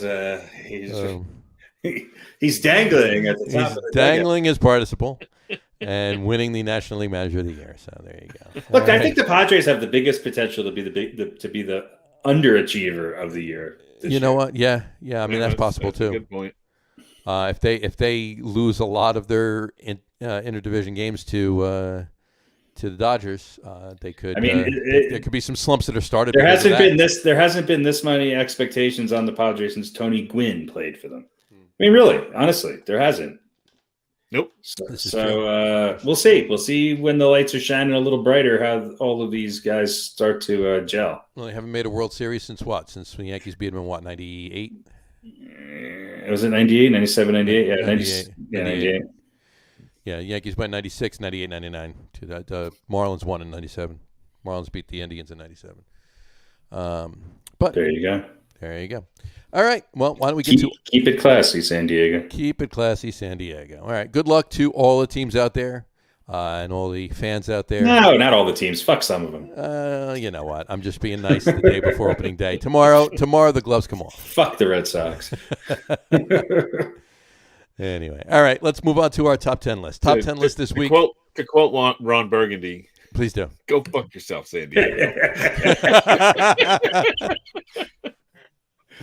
Oh, there you go. And to quote Ron Burgundy, milk was a bad choice. On such a hot day. On such a hot day. I love All Lamp. I love Lamp. Top 10. This is top 10 opening day MLB Opening Day Performances. Top 10 Major League Baseball Opening Day Performances. We got a top 13 for our top 10. This is a tough one. It was a tough one. One. Surprisingly difficult. It was difficult, but we were in agreement with a lot. It kind of worked out. So we got no pictures because to get pictures of the actual game that these players played in, we need a time machine. Yeah, it would be impossible. So we just got the names up. So I'll read like we've been doing, and you guys can take it from there. Number 10B we'll start off with, and that would be Mr. Bob Gibson. Bob Gibson, the game in question would be the Cardinals versus Giants game in 1967. Harry, you want to elaborate? Do I want to? Yes. Give me one, sis. 1967. 9-inning pitch, 5 hits, 0 runs. Cardinals won 6-0. Look, he had pitched. This was his 9th straight year starting pitching on opening day for the Cardinals. He pitched against Juan Marichal, another Hall of Famer, and he became one of only 8 pitchers to strike out at least 13 in the season opener. And he racked up. Gibson was ready. He's one of the best pitchers of all time, and this is probably his most dominant opening day. Yeah, he struck out the first 5 batters he faced, which included Willie Mays and Willie McCovey. So he's still only one of 2 pitchers to strike out at least a dozen in an opening day shutout. So there you go, Mr. Bob Gibson. Number 10B. Number 10, yeah. 10B. 10D. 10B. Bob Gibson. All right. Number 10A is none other than Mr. Craig Biggio. In game in question would be the Astros versus the Brewers in 2001 opening day. RadioPete, you want to take this one? 5 for 5 and a couple of runs scored. Didn't drive any in, but when you go to the plate, it really doesn't matter what day it is, but also especially on opening day, I think it carries a little weight. And you hit the ball safely 5 times. That's an accomplishment. That is for sure. That is definitely an accomplishment. And they got the win. I think it was 11-2 or something was the score. So I believe you're right. Yeah. Again, didn't drive in any runs, didn't hit any home runs, but to quote the great Brian Fantana, they've done studies. And 60% of the time it works every time. Mm-hmm. I always thought that would have been a Yogiism too. 9 out of 10 times it works every time. There you go. That would have been a Yogiism. Anyway. Yeah. All right, number 10A, Craig Biggio. All right, that brings us to number 9. Number 9, Pudge, the original Pudge, Carlton Fisk. The Red Sox versus the Yankees, 1973, opening day. Harry, you... 4 for 5, double, 2 home runs, 4 runs, 6 RBIs, and just clutch as always. What else are you going to say? Yeah. A 15-5 route. He took both Mel Stoudemire and Lindy McDaniels deep, and he's driven in this game. He's driven in more runs on an opening day performance than any catcher in the history of the game, if I'm not mistaken. So, did you say 6 RBIs? You did. Yeah. 6 RBIs, yeah. 4 runs scored, 4 for 5. Take that. Craig Biggio. Crazy good game for Pudge Fisk there. So there you go. Number 9, Carlton Pudge Fisk. There we go. Number 8 is Mr. Raul Mondesi. What a great name. Raul Mondesi, absolutely. And game in question was the Dodgers versus the Diamondbacks, 1999. Which one of you wants to take this one? I'll take this one, I guess. Mondesi's always been one of my favorites. He was the Buffalo, right? Wasn't that his nickname? Somebody that used to call him the Buffalo, I think. It could be. It could be. I know that. I know Wilson Ramos was the Buffalo too, but he might have just taken it from Raul Mondesi. So maybe. Just like anyway, just like Pudge Rodriguez took Pudge from Carlton Fisk. So. I don't know. Maybe I have him confused with somebody else. But anyway, Raul Mondesi, a great name. Always one of my favorite players. And we're talking about 1999. his time with the Dodgers. Not 5 for 5, but pretty close. 4 for 5, 2 home runs. He had a walk in there, 6 RBIs, and the Dodgers with an 8-6 win. And I think one of his home runs tied the game, and another one was the walk-off. First home run tied it in the 9th. Yeah, first home run tied it in the 9th, and then 2 innings later, homer. 2 outs and 1 on, and he went deep for the 2-run homer, the 2-run walk-off homer. So that's really what makes this a performance. Clutch hitting. Raul walk-off Mondesi. Raul walk-off Mondesi. There you go. That would be our number 8. Number 7 is Mr. Kirk Gibson. There he is. Game in question, opening day for Tigers versus Red Sox in 1986. Harry? 4 for 4, 2 home runs, 5 RBIs. The Tigers beat the Red Sox 6-5, and he singled in his first 2 at-bats, driving in a run. Gibson mashed a go-ahead 2-run homer off Boston's Bruce Hurst in the 5th inning. And after the Red Sox moved back in front, Gibson launched another 2-run shot in the 7th to give the Tigers the lead and the win. Kirk Gibson, he had. I remember another home run that he hit that was pretty memorable. Yeah, I think so. Yeah, that was a pretty good one. Yeah, that was kind of a video game for him. Oh, you're gonna score runs? Oh, I'll get a couple of run homer. Right. Now we're back in front. Oh, you're gonna go back in front? Here's another 2-run homer, and that'll win it for us. Yeah, it's one thing to go 4 for 4 and hit a couple home runs. It's another thing to do it like Mondesi and Gibson, where it's like, okay, these really mean something. Right. Yeah. We're behind, now we're ahead. We're behind, now we're ahead. And it's the same guy doing it over and over. Exactly. Right. That's good stuff. Great stuff. There you go. Number 7, Kirk Gibson. Not Carlton Gibson. And changed his name for him. That's his middle name. Kirk Gibson. No pictures this week. No pictures. I just said it before. To find the actual pictures of those opening days. I'm just joking. It would have been a pain in the ass. So anyway. All right. That brings us to number 6C. We have a 3-way tie for 6. Oh boy! And they're actually related. They're all related. I know it's they are. Yeah. Oh, is this okay?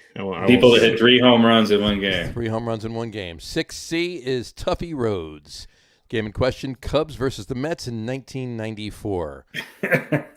Who wants this? The one that's upset, or the one that's laughing about it?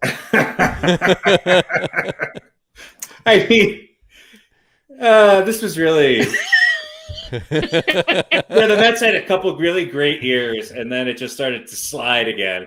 This is typical. You start the season off with all the hope and optimism, and Tuffy Rhodes, who I think had 12 home runs in his whole career, hits 3 home runs in one game. Yeah, to beat you. Yeah, this is a very all off of Dwight Gooden. He hit all 3 of them off Dwight Gooden. Yes, that's just crazy. I mean, yeah, he made Bob Chicken Stanley seem like a home run hitter. This is kind of the Timmy Smith baseball equivalent. One great moment, and of course it was against my team. Tuffy went to Japan, right? He had a bit of a career in Japan, I think. I believe he did. He has a name for it. Tuffy Rhodes. He retired. Tuffy Rhodes. You know what? Though? Let's be fair. The year before, in 1993, the Mets lost 103 games. Okay, true. And also Dwight Gooden in 1994 was not Dwight Gooden from 1984. Okay, so but bit of a difference in the man. So, but still, giving up 3 home runs at Tuffy Rhodes. Now, of course, 2 years later, he won a World Series with the Yankees, but that's another story for another day. But anyway, Tuffy Rhodes. So did every other former Met player. Yeah, exactly. 2 years later, they won with the Yankees. 2 years later, they won with the Yankees. I think Gooden was the only one, wasn't he? No, Gooden Strawberry was on that team. Strawberry, that's right. I forgot about Strawberry. That's right. Cone came in a couple years after that. Cone, yeah. Do you think of Cone as of a Met or a Yankee? I think of Gooden and Strawberry as Mets. I think of Cone as a Yankee. Well, I don't know why. He was a Met first, but you think of Cone as a Yankee because he got his perfect game with the Yankees and do anything. I just feel like it was more balanced. Whereas Strawberry and Gooden, he was good but unspectacular with the Mets. Right. With the Yankees, there was a lot of news made. Those are big accomplishments. When he was pitching, all the other pitchers that they were bringing in at the time, the Mets, Frank Viola, and all the other guys or whatever. Mm-hmm. Frank Viola wins a World Series with the Twins and comes to the Mets. Right. So there was a lot of parity there at that point. So. Yeah. Anyway, number 6C, Tuffy Rhodes. Let's go to Tuffy. At least Rhodes. he was 6C. I mean, Tuffy Rhodes. What a great name for a country singer. Well, he had a tough road to get to being Tuffy Rhodes. I knew you were going to. You knew I had to say it at some point. So. All right, let's move on to 6B. 6B is Dimitri Young. Dimitri Young, game in question. Where are they now? Yeah, where are they now? Game in question, Tigers versus Royals 2005. One of you want to take that one? Yeah, he hit 3 home runs. 3 home runs? 3 home runs. Dimitri Young's, I don't know. This is just a guy I always liked. I don't know why. He was good. He was a good player, and he just, I don't know, he seemed like a good guy. And those Tigers teams, too, at that time, seemed like maybe something was finally going to happen again in Detroit. Those were, they were. And, They had a good lineup. Well, they went to the World Series the year after. Yep. Right. Yeah, but didn't they have, what's his name in center field, too, then? The guy who played for the Yankees and the Mets. It doesn't matter.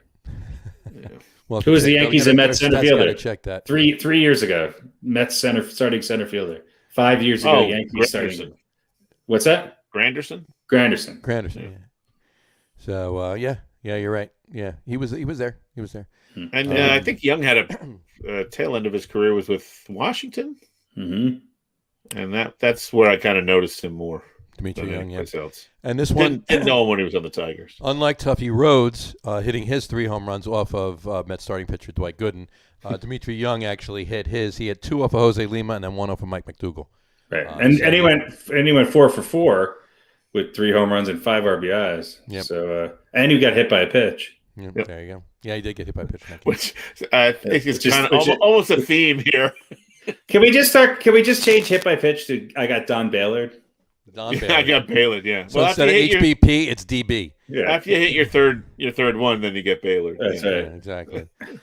You've been Baylord. You've been mossed in football. You've been Baylord. I think Don Baylor has the record. I think he got hit like 8 at-bats in a row or something like that. Something like that. Yeah. Anyway. All right. So that's number 6B, Dimitri Young. Moving on to 6A. 6A is George Bell. George Bell, the game in question. Blue Jays versus Royals in 1988. Harry? He went deep 3 times against none other than Brett Saberhagen, including a go-ahead 2-run homer in the top of the 4th that sealed the deal for Toronto. He was the first one to do it. Yep. 88. And Tuffy, even though Tuffy Rhodes sounds like somebody who played in 43, actually did it in 94, and then Dimitri. Tuffy Rhodes sounds like somebody who played in, like the 20s, 30s, maybe 40s. Yeah, exactly. And, Tuffy Black Shoes Rhodes. I mean, I don't really remember George Bell very much, but 3 home runs opening day against Brett. If you're hitting 3 home runs against Brett Saberhagen. Well, if you recall. And Saberhagen was still pretty damn good in 1988. Saberhagen was great in 98. He won, 88. He was even 88, better. 88, yeah. 88. But if you recall, Brett Saberhagen was great one year and sucked the next. And every odd year he was great. Every even year he sucked. So, and this is 88. So that, perfect timing to suck, basically. But in any event, here's my George Bell story real quick. Go for your George Bell story. Go. I don't remember the details, but I went to a Yankee game with a friend of mine who was a Yankee fan. And Bell had a pretty good day at the plate. I think he was 2 for 3 and might have hit a home run or drove in a few runs. And it was kind of a blowout. I think the Yankees were losing by 5 or 6 runs. And then late in the game, they brought in some young kid was on the mound. I don't remember. And George Bell struck out.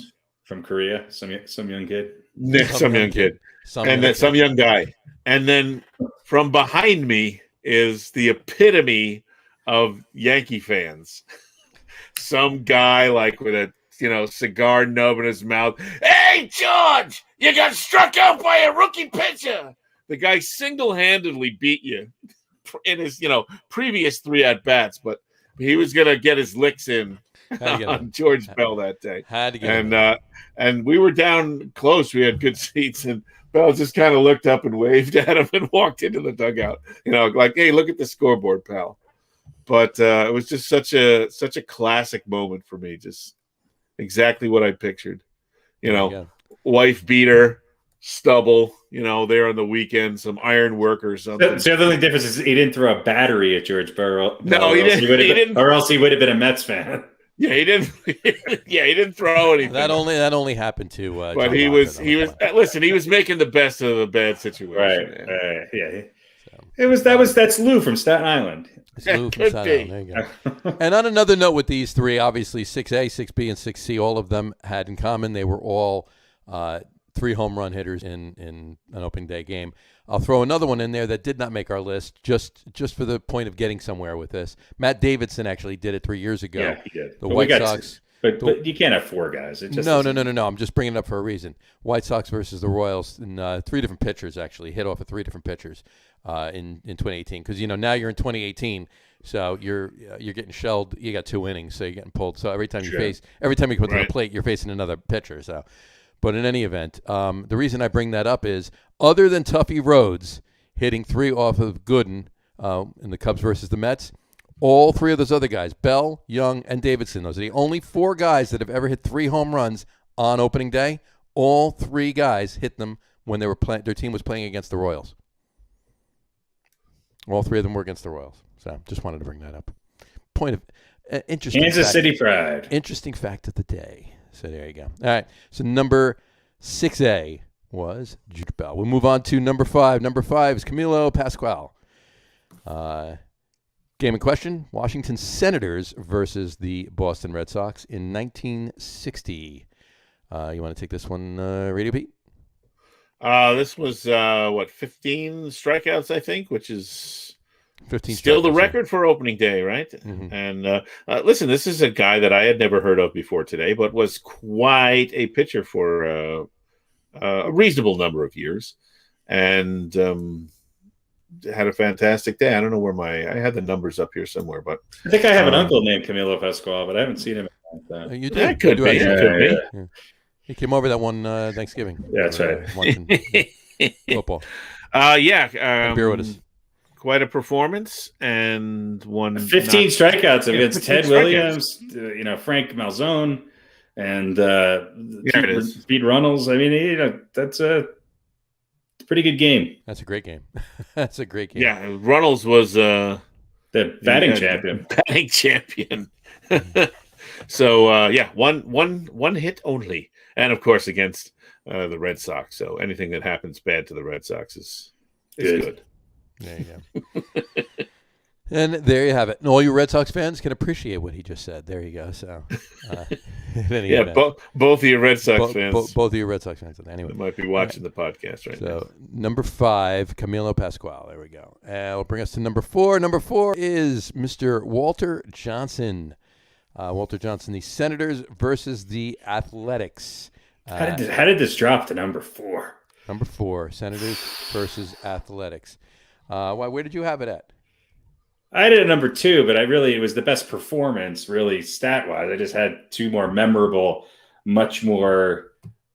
You had 2 number 1s. I had 2 number 1s, but yeah. But I mean, can I take this one? I mean, Walter Johnson, 1926, 15 innings pitched, 6 hits, 0 runs, 3 walks, 9 Ks. Yes, he pitched a 15-inning, 1-0 shutout when he was 38 years old. Yeah. After he had pitched more than 5,000 innings in his career. Mm-hmm. Yeah. That's not even the longest that he had ever pitched, but this just happened to be. Yeah, if you look up Walter Johnson opening day, you will see a number of stat lines. Here you go. He has 9 shutouts on opening day, Walter Johnson. And this is the last of his 14 opening day starts. Mm-hmm. And he had 100, and this is one of his all-time record, 110 shutouts, and a game that didn't end until a walk-off hit in the 15th inning. Yeah, 0-0. Yeah. 0-0 until that hit, until that walk-off hit. And he also, and there was another one. It was it was a 3-0 victory over the Athletics in 1910, 16 years earlier. But anyway. In 15 innings, a complete game, 6 extra innings. and he gave up 6 hits, no runs. Yeah, and only he 3 also walks. had a Nice also had a strikeouts. 1-0 third inning game that he won. Yep. Mm-hmm. And only that was against the Phillies in 1919. So I mean, this is, and supposedly there was I thought I saw it wasn't an opening day game, but there was one game he pitched against a knuckleballer whose name escapes me at the moment, and they each pitched 18 innings, and he they each pitched 18 innings. So 2 pitchers for both teams in there the whole game. Two pitchers who went 18 innings, and that's back when bullpens had like 3 players in them. Then they got him once a week. Didn't have bullpens. You just finished the fucking game. No, There's no closer. You're a tough pitcher today. You're fucking pitching. Keep going. That was tired? I believe that was. All right, we'll try and get a run for too. you. If you can't, sorry, you got to go back out. Your right arm falling off, pitch lefty. You only got another couple innings. You can get it. You can get through it. Use the splitter. There you go. Number 4, Mr. Walter Johnson. All right. Move on to number 3. Number 3 is Mr. Bob Feller. Game in question, the Indians versus the White Sox, opening day 1940. Who has this one? 9 innings, 5 walks, 8 strikeouts, 1-0 win over the White Sox. And what was special about it? Oh yeah, no hitter.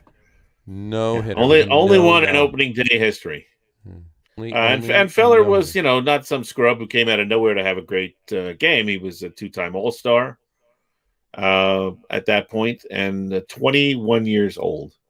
Yeah, and not at home either. He was in Comiskey Park. He was in his 4th year, so that means he started when he was 17. 17. He was playing baseball at 17. Yeah, and a 2-time All-Star, and he goes out and throws a no-hitter. Throws a no-hitter, complete game, obviously. No-hitter, 9 innings, no-hitter, no hits, no runs, 5 walks. Otherwise, it would have been, he get those walks down. He could have had a nice, perfect game. But it's still the only no-hitter in opening day history. Slacker.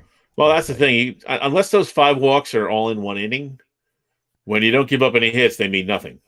Right. unless unless somebody's stealing a couple bases, and that's including home. Could you imagine having a no-hitter for 9 innings, but in 1 inning you get shelled for 5 walks and you lose 2-0? Pitch a no-hitter and lose 2-0. Well, no, hold on. You could give up 5 walks in 1 inning and still not give up a run. Well, it depends if the other batters, if they put it in play and you get the out, Yeah. No. Yeah. No, you couldn't. Say you give up 3 walks in a row. Right. And then the guy grounds out to first and you throw the guy out at home plate. Mm-hmm. Okay. Mm-hmm. Then, so then you got what? So is the bases still loaded then? Yes. Okay. So it'd have to be a double play. It'd have to be a double play. It'd have to be a double play. So you ground out to the pitcher, to home, back to first, double play, guys on second and third. Then you walk another guy and you strike somebody out to end the inning. So you could walk a guy. You could have 5 walks. You could have 4 walks. You could have 4 walks. 4 walks. Yeah, you could have 4. What would be, I think, more interesting is if you gave up 3 walks in an inning, right, and then nobody went anywhere, right, because there were 3 walks and they just stand there. Ground ball, you threw them out at home. Couldn't get the double play, or you just maybe 3 strikeouts, or 3 walks and then 3 strikeouts. There you go. Pop up, maybe a short fly ball or something. Infield fly. Yeah. Everybody just kind of stays on the base they're on. So you gotta love it. Yeah, that's all right. You could have 4. You could have 4. You walk the first 3 guys. You pick the guy off at first base. You walk the next guy. You pick the guy off at second base. You walk the 5th guy, and then you retire the side. Yeah. So you can have 5 walks in an inning. Hey, you knew somehow you were going to figure out how to do it. It's got to be some pickoffs. So if you get 2 pickoffs, you can walk 5. Hey, look, and if anybody can do it, it's Bob Feller. There you go, Bob Feller. He'll do it. There you go. All right, number 3 on our list is Mr. Bob Feller. Now we move on to number 2. Number 2 is Hammer and Hank Aaron. Braves versus the Reds, 1974 opener. Harry, why don't you tell us why this one is interesting? On April 4th, 1974, Hank Aaron strolled to the plate, and on the first swing of his 21st season, he hit his record-tying 714th career home run off of Jack Billingham of the Cincinnati Reds. Aaron would go on to hit number 715 4 nights later on April 8th and break the all-time home run record. Pretty incredible. Yeah, absolutely incredible. I mean, that's a good way of starting the season. It's a great way to start a season. And he's still the record holder. 21st season. 21st. He's still the record holder as far as I'm concerned. Yeah, 21st season. And with the first week, he tied Babe Ruth's record and then broke it within the first week of the season. Yeah. So there you go. I got to love it. Number two. I mean, there is something to be said for longevity and putting up numbers. But that's why Babe Ruth still holds the record for most hookers on opening night. Sure. God. I mean, by a long shot. 700 of anything is an awful lot, even if you play the game for 21 years. Exactly. You gotta love it. All right. Number 2, Hammer and Hank Aaron. All right. And then our number 1, Mr. Number 1 on our list, number 42 in your programs, number 1 in your hearts, Mr. Jackie Robinson. Both of you talk about it. Why is this particular game? It was the Dodgers versus the Boston Braves in 1947. Why is this game important? Jackie Robinson took the field as the first baseman for the Brooklyn Dodgers. And on this day, he ushered in the biggest change in maybe our American society and in sports in general when he broke the color barrier. And look, we're still not perfect as a nation, but this was a big, big, big moment. And I can't imagine what it would be like to be in his shoes, but there you go. And he did it. And sports changed forever after that day. They did. They certainly did. Nothing more to say about it. That April day in 1947 changed it all right there. It's the only good thing that ever happens on April 15th, by the way, which happens to be tax day. And in large part, not this year. Because of the player that he was as well. I mean, if he'd sort of been a minor figure, kind of a half scrubby kind of guy, he would have been, the first player, but he was Jackie Robinson. And I guess he had to be brilliant even to get that opportunity. Absolutely.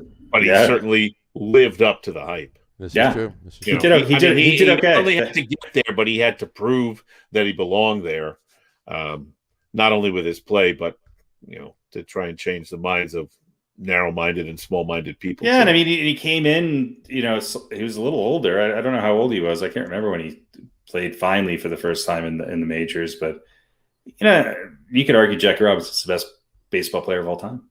I think there's a legitimate argument there.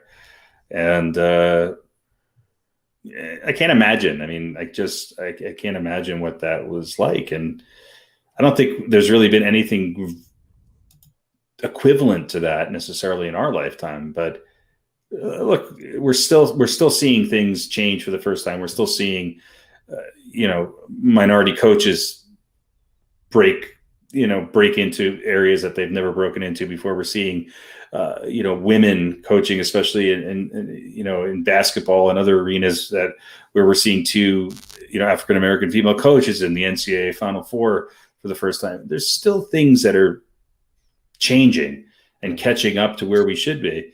But this has to be right up there with one of the biggest cultural moments, I think.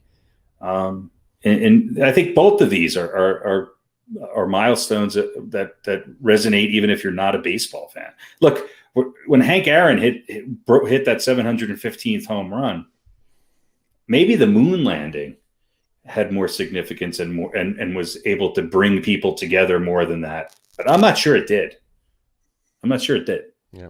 Well, and there was also a lot of animosity towards Aaron. Of course. There were a lot of people who hated him because, he was black. And of course. Babe Ruth, but there was so many more. There were many more who were baseball fans for that moment. Yeah, they were far outweighed that other stuff. But quick question to both of you: who was the first? He obviously played in the National League. Who was the first black player in the American League? Obviously, the second black player in Major League Baseball. Who's the first in the American League? I knew this. It's not a Walker. Nope. Dobe Walker? No. Marisol? No.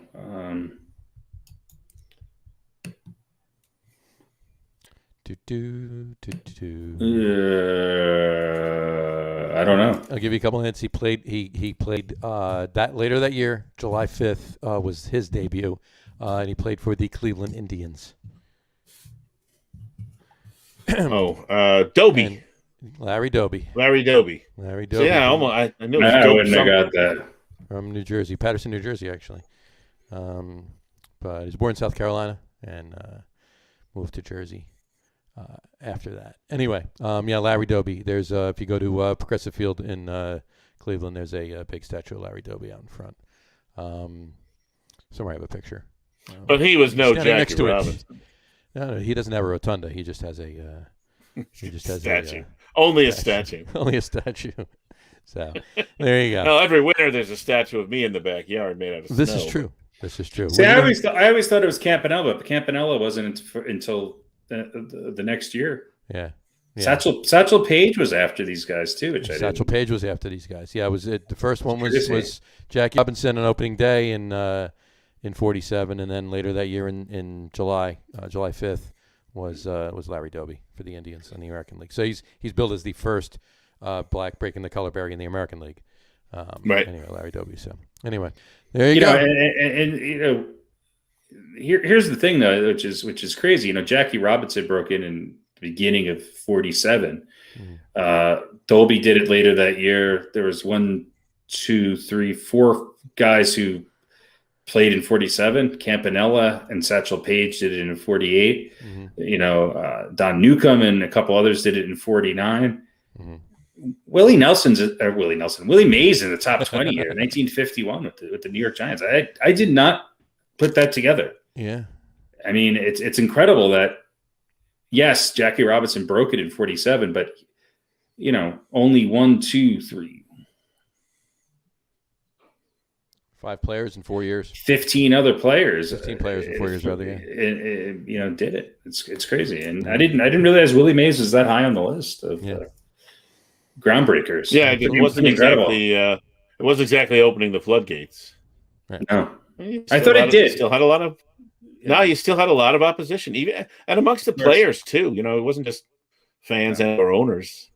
Look at you look at teams like the Brooklyn Dodgers and the St. Louis Browns and the Cleveland Indians. These are the teams that consistently were doing it, and then came the Boston Braves and the New York Giants and the Chicago White Sox. It seemed like once the team was able to do that, it seemed like their fans accepted it a little bit more because they had multiple guys on this list. Yep. Of course, there wasn't 40 teams back then either. But yeah. So there you go. That is our number one on our top 10 Major League Baseball opening day performances. Would be Mr. Jackie Robinson. A couple things I want to mention before we go to Old Balls. Really quick. A couple things. They're not actually opening day performances. Well, they are, but they aren't. Just want to mention Ted Williams on opening days was a .449 hitter on opening days over the course of his career. Had 3 home runs and 14 RBIs in 14 opening day games. He had at least one hit in every opening day. Ted Williams, yeah. He was still a jerk, though. He hit 460 on the second day of every season. Yeah, second day at 460, yeah. So it was actually... Yeah, but only it was actually a bad thing opening day. On the third day of every season. That's right. I mean, come on, I mean, what a hitter. Jeez. Yeah. Insane. And the other thing I want to mention, Hall of Famer, Mr. Tom Seaver, Tom Terrific, still holds the record among Major League pitchers for the most opening day starts. 11, right? 16. So 11 with the Mets. 11 with the Mets, 16 between the Mets, the Reds, and the White Sox. On the White Sox, that's right. White Sox, yeah. So 16 times. Yeah, Tom Seaver. I'm surprised Nolan Ryan didn't come close to that. But I guess he was their number 2 later on in his career. For a while, he was their number 2, yeah. Yeah, there's actually, if you look, there's an interesting page of the career opening day for some of these guys, and Seaver with the starts and Johnson with wins, Walter Johnson, Randy Johnson with strikeouts. Yeah. Some very interesting numbers. Pete Rose, number of opening day games played, 23 home runs. 3 guys on that list with 8. Mm-hmm. Adam Dunn, Ken Griffey Jr., and Frank Robinson. So I'm gonna look that up. Some very interesting, some interesting names kind of come up. Yeah, over the course of their career, guys who had good opening days. Absolutely. Yes, indeed. Speaking of which, that'll bring us to this week's Old Balls. Old balls. Tell us, Harry, who this week's Old Balls recipient is. This week's Old Balls recipient is someone who has had the most hits on opening day in the history of baseball, and that's none other than Mr. Pete Rose. He's had 31 hits on opening day. And in 1974, as an example, he reached base 4 times. His leadoff walk sparked a 3-run 8th inning that cut the Reds' deficit to 1. And his RBI double off Phil Niekro in the 9th scored George Foster to tie the score. And then Rose took over the game in a way only Pete Rose could. With 2 outs in the bottom of the 11th, he smacked an opposite field double. A few pitches later, Rose scored the game-winning run all the way from second base on a wild pitch. So there you go. I mean, I feel like Pete Rose played baseball for like 57 years. 58 and a half, actually. Yeah. And, look, we can delve into the whole controversy of Pete Rose. I get it. But he's Pete Rose. Of course he's going to have the most hits on opening day. Right. He's probably broken the most jaws on opening day too, and stolen the most bases and broken the most bats in the dugout. And he's gotten the worst haircuts on opening day. It's, lost the most money. Yeah. Or won the most money. Or maybe won the most money. That was after. Look at how uninterested in the hit he just got in this picture. You know what? That's one thing I don't think you could ever say about Pete Rose is that he ever for 1 second uninterested in the game. They could be down 14-3, and he's gonna try to stretch that single into a triple. Of course. And I'm not getting in front of him when he's sliding into third. I'm not getting in front of him when he's put that back up again. Can you put that back up again for a second? This is kind of like that looks like only a double. To me, that's what his face says. I can walk. And look, he's playing with somebody else's right arm. So, he was injured. His right arm. He was injured, and he just said, "Well, give me Roy Campanella's right arm." I don't think he said give me. He just took it. He just took it. He just ripped it off. I'll bring it back when I'm done. He ripped it off, stuck it on. Look, it's even got a different colored batting glove. And then he went back to the dugout, handed it back to him, and go, "This sucks. I only got a double." Yeah, that's George Foster's arm right there. George Foster or George Foreman? George Foster. Yeah. Gotta love it. Anyway, so on that note, yes, our Old Balls this week is Mr. Pete Rose. Old balls. There he is. I think next week should be the top 10 Anchorman quotes. I think we're going to have to do that at some point. Because there's some good ones. There are some great ones. Some great ones. Absolutely. All right. Well, on that note, that brings us out of baseball. Again, good luck to all the teams out there, except for the ones that these other 2 guys want to say their piece to. But in any event, good luck to everybody. Everybody have fun. Hope springs eternal. Enjoy this, hopefully not shortened, not delayed, not delayed, but not stopped at some point. Major League Baseball complete season, first one we had in a couple of years. So it'll be great. Anyway, looking forward to it. And there'll be more where that came from. All right, let's move on to let's talk a little basketball. Throw that up there. Is there any basketball going on right now? I believe so. Hey, the Knicks are winning. No, they're winning and losing. They're 500. Yeah. You mean they're winning tonight?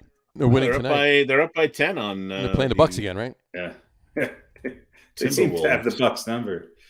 No, they beat the Bucks the other night. They beat the Bucks the other night. Nobody played on either team, but yeah, beating Minnesota. Yeah. Brooke Lopez was not a happy camper after that game. I'll tell you that much. The Bucks beat the Celtics, I think, tonight. But the Knicks are Yeah, they're up by 10 on Minnesota. They're playing Minnesota. Yeah, they're playing Minnesota tonight. So that's a game they should win. Yeah. 90. Yeah, Sport was there 8 minutes left. Yeah, they'll win that. So yeah. Hey, you know what? Right now they're what? They're in 5th place now. I think they're a half game out of. They're a half game out of 5th. 4th. They're a half. No, they're in 5th. They're a half game out of 4th. They're in 5th, half game out of 4th actually. They're separated. 7, 8, 9, 4, 5, 6, and 7 are all separated by a half game. The Celtics just can't seem to get it together. Yeah. Hawks are half a game ahead of behind the Heat. Heat are half a game behind the Knicks. Knicks are half a game behind the Hornets.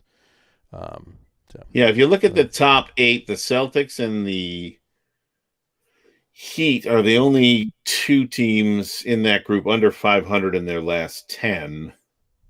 The Knicks are right at 500, and then Charlotte is 6-4, and Atlanta is 6-4. Charlotte's the surprise team in the East. Mm-hmm. Yeah, they definitely are. I think that's more of a shock than the Knicks. Knicks are a game up. They're not 500. They're 24-23. Well, that's 500. Well, no, but I mean they're 5-5 in their last 10. We'll take it. Oh, they're 5-5 in their last 10. In other words, you've got Philly. They win the night. They're 2 3. games ahead. The Nets are 8-2. The Bucks are 7-3, and then everybody else has, everybody else is in that top 8 is 6. Yeah. And either has 6 wins or 4 wins, or in the case of the Knicks, they're 5-5. So this is true. So that's listen. This kind of might be just about the way it stays for the remaining. How many games we got left? 20? I think Miami sneaks. I think Miami sneaks ahead of the Knicks. I really do. I think Jimmy Butler will will it. 25 games. I think 25 games. Yeah. Miami should get better. They just need a little bit of time for guys to acclimate. The moves they made, and they should be. Charlotte really is a surprise. They are the surprise of the NBA. I think that Charlotte, the Knicks, the Suns. Although I've been talking about the Suns for 3 years, and I'm finally right. It had to be at some point. Yeah, but I mean, Charlotte and San Antonio. Charlotte's 7-1 in the division. Yeah, Charlotte's that's what the hell. That's better than the Nets.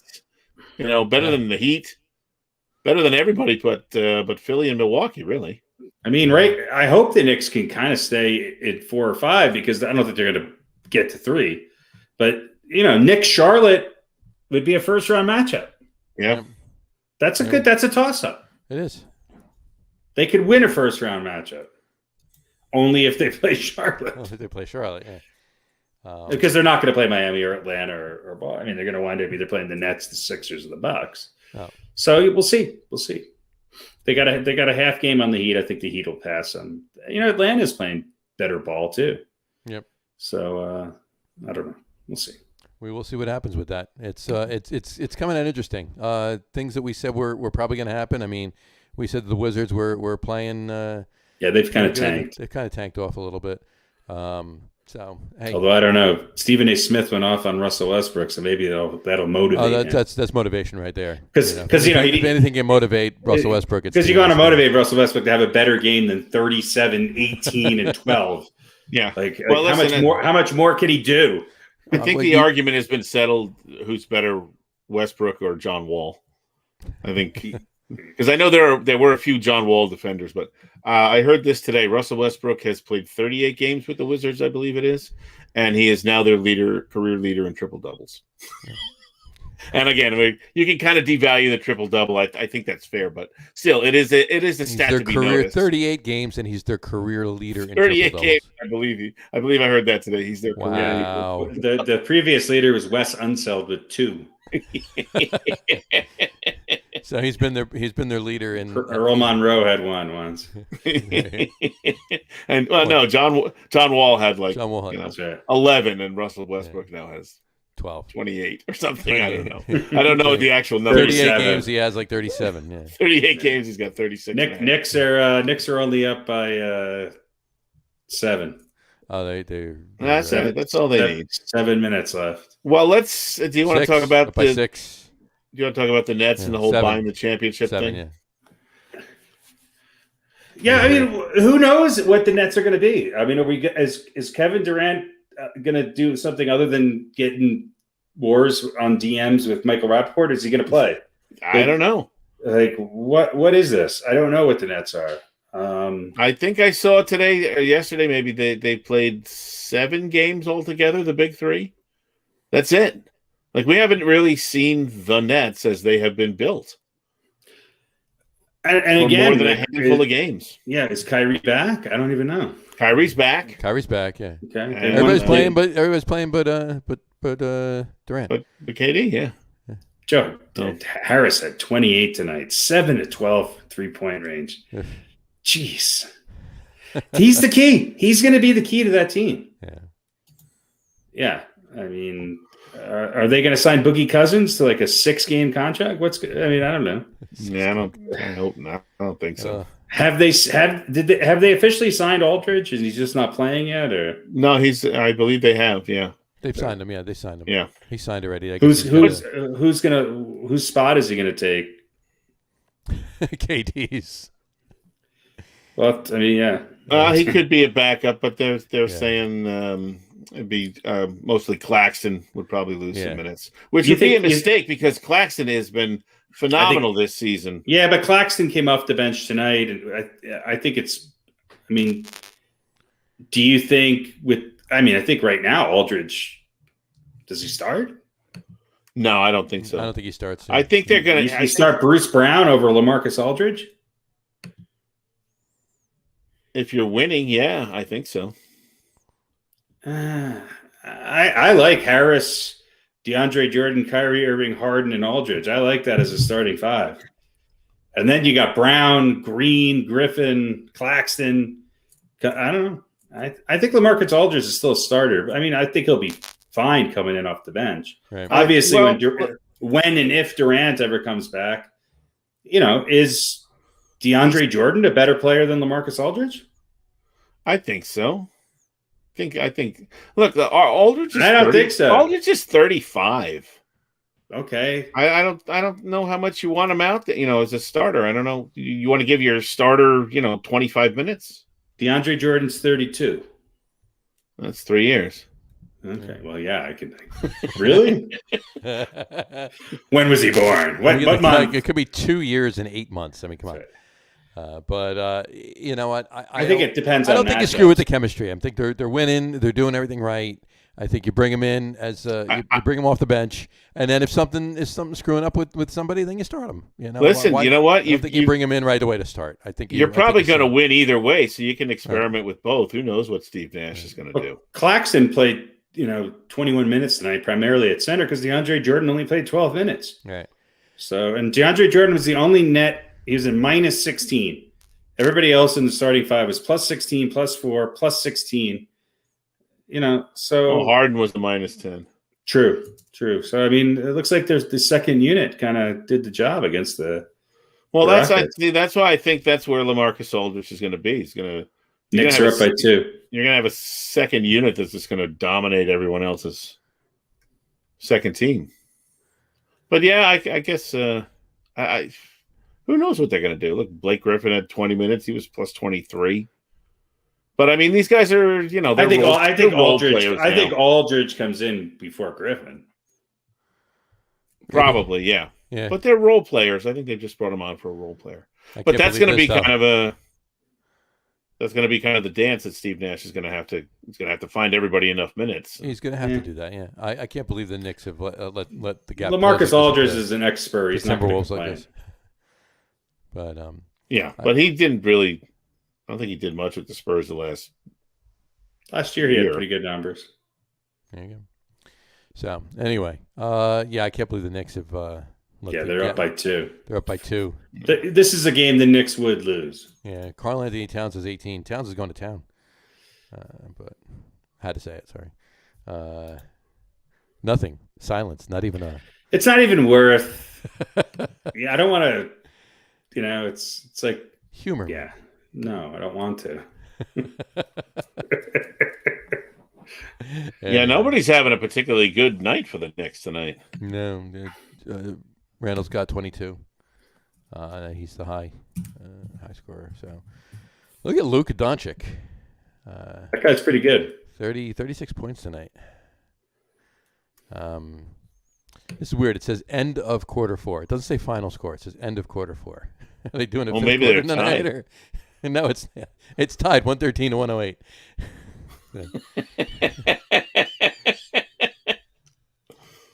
Oh man. Score updates may be delayed. I guess so.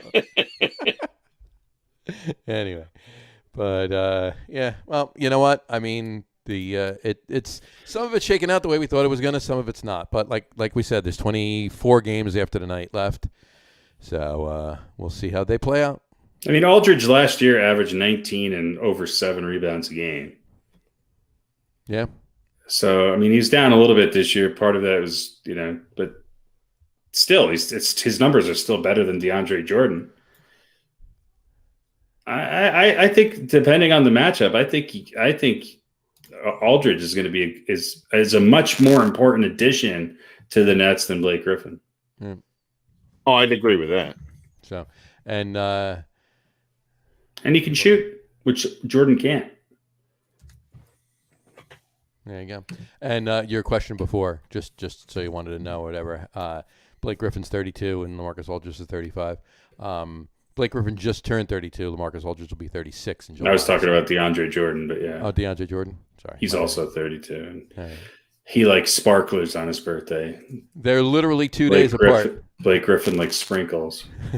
Aldridge's birthday is July 19th. Jordan's birthday is July 21st. So there you go. They can celebrate together while they're both logging. 2 years and 363 days apart. So there you go. Anyway.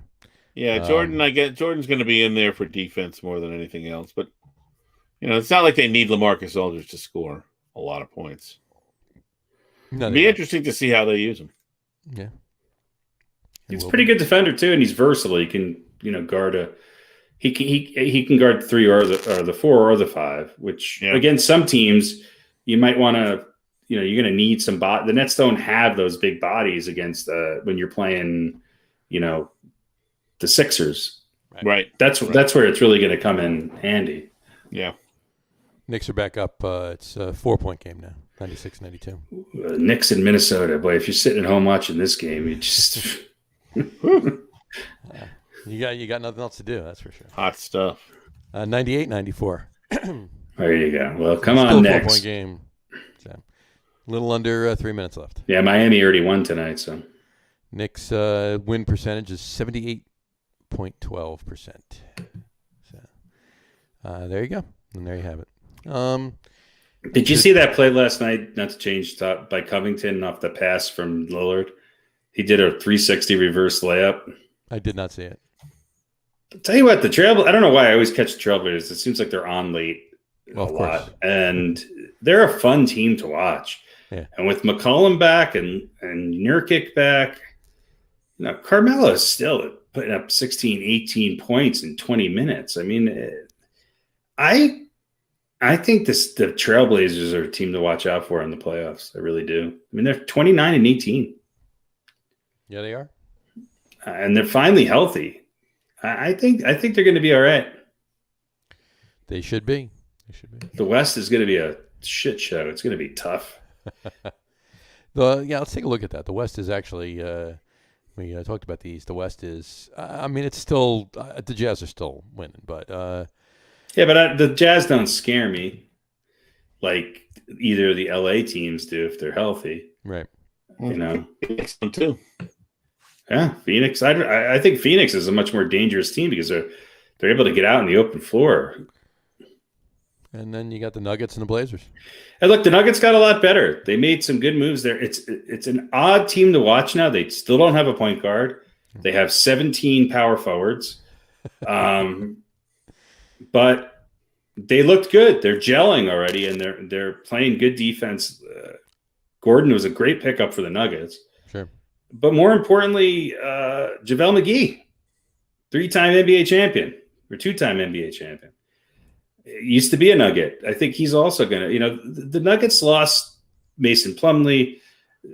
They lost some role with Jeremy Grant. And then who was the guard that they lost? Not Gary Harris. Of course, they lost Gary Harris this year, but it doesn't matter. they lost 3 really big role players on that second unit, and I think they're kind of back where they want, and they've got some versatility. Look, I think if the Lakers aren't healthy, if the Clippers aren't healthy, I think this is a year where some of these other teams can run past them. Yep. It could very well be. Definitely. Yeah, I think the question, the interesting question is how will the Lakers continue to fall, and so how far down? I think once they get into the playoffs, it doesn't really matter. They're not very deep. And without Anthony Davis, and they don't have some of the veteran role players that they did last year. Yeah, but this was a team that everybody said got better in the offseason after winning the championship. Whatever the moves they made, everyone said, this is a better team now. I guess it wasn't about depth necessarily. But when you take the greatest player on the planet and Anthony Davis, one of the absolute best in the league, off the team.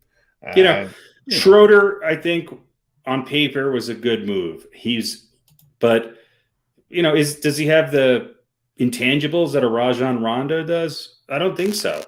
Andre Drummond's a good backup center. Is he as good as Dwight Howard? I don't know.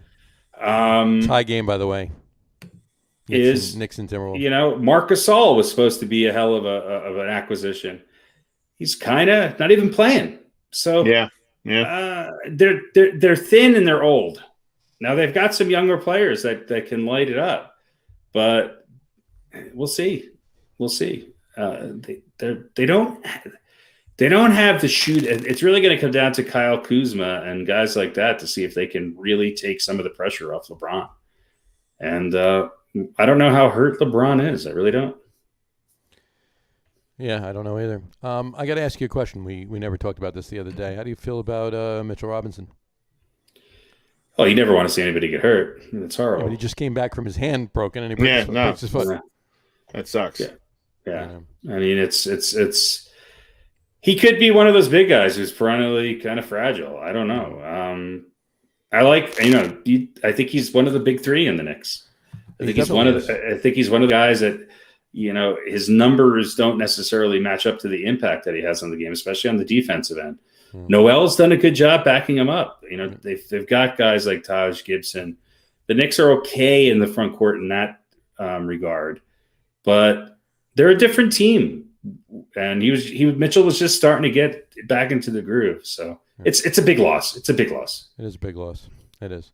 What I found interesting was. Go ahead. I was just going to say it came a little too late for the Andre Drummond deal. Yeah. Look, they didn't seem that. Knicks just didn't seem that. They didn't seem that interested anyway. I think they would have done it anyway. So the Knicks are doing what they're supposed to do. They're saying we're not going to waste money on these. We have the guys. We're going to see where we can go. Right. We didn't get a big name that was going to be a game changer, a literal game changer. So these veteran acquisitions, we don't need them. Let's let these guys play. Let's sneak into the playoffs. Let's give these guys some playoff experience, and then let's see if we can actually get some free agent acquisitions in the offseason. And speaking of Knicks, they're losing right now by a point. 101 to 102. What I thought was interesting about the other night was 25 seconds left. Derrick Rose being interviewed after the game, and he didn't know. No, he didn't. How does he not know? I mean, it was about what? They didn't tell about Mr. Robinson's Robinson getting hurt, and he was. Yeah.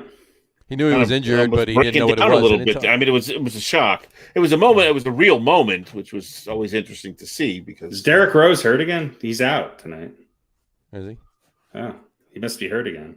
Unless he's just that upset over Robinson from the other. I don't think it was a grief. No. I don't think he was out because of grief, but sore.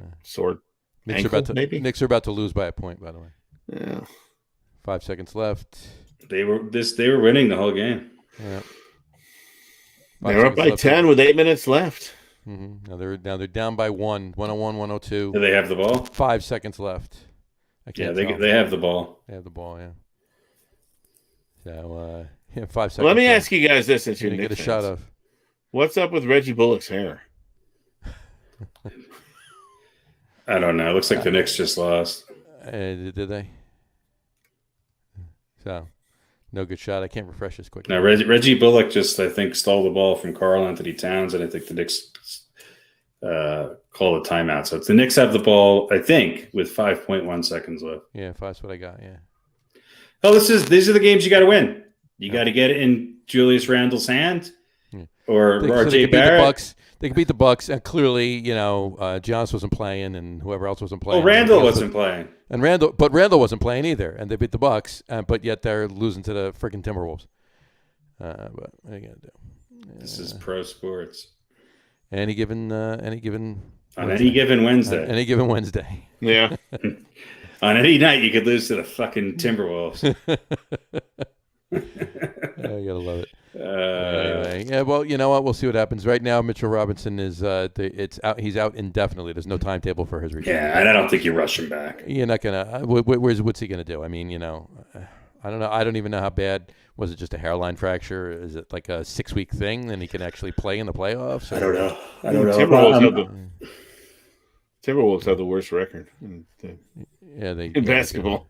They're about to get better by one game. They're worse than Detroit. Detroit. They're about to get better by a game. Yeah. They haven't played. This is a long ass timeout. Let me tell you that. But this is the Knicks in a nutshell. They're going to struggle. They're going to have to fight it out to beat teams that they should beat. And I just don't see them really, when push comes to shove towards the home stretch, beating teams that are marginally better than them. And I don't see them in a big game beating the Bucks or beating the Sixers or beating the Nets for sure. Right. Yeah. Well, look, Miami won tonight, right? You said. Yeah, then the Knicks lost. So they're going to flip-flop spots. Yep. And Miami's going to be, the Knicks will be 500. Miami will be a game over 500.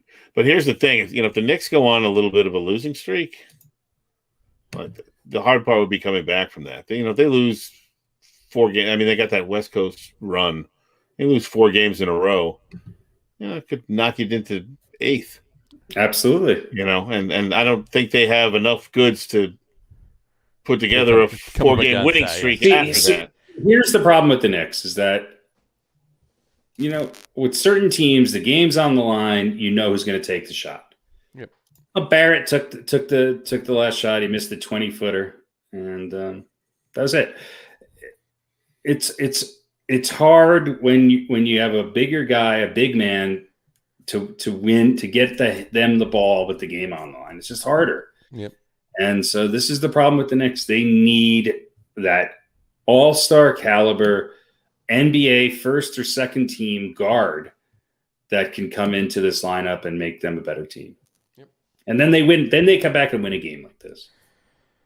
Well, we'll see how everything shakes out. You're right. The Knicks and the Heat are going to flip-flop, but we'll see how it goes from there. All right. That's NBA for the week.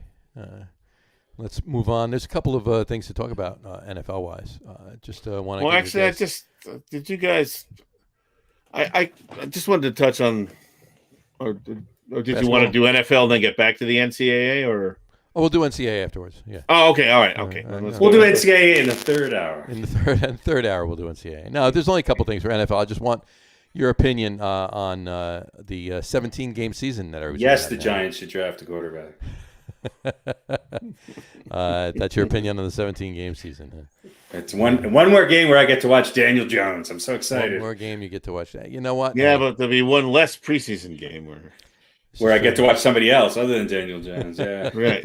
Well, and you would think it would probably be, along the lines of that final preseason game where someone other than Daniel Jones would get a significant amount of the snaps. So you'll be missing out on that one. You'll be in the 3 remaining preseason games, you'll see more of Daniel Jones. Yes, Look, we knew the 17 game was coming. I think the fact that they're still playing the same amount of games, I think for the younger players, they're going to be all for it. For the older players, they're going to whine and complain.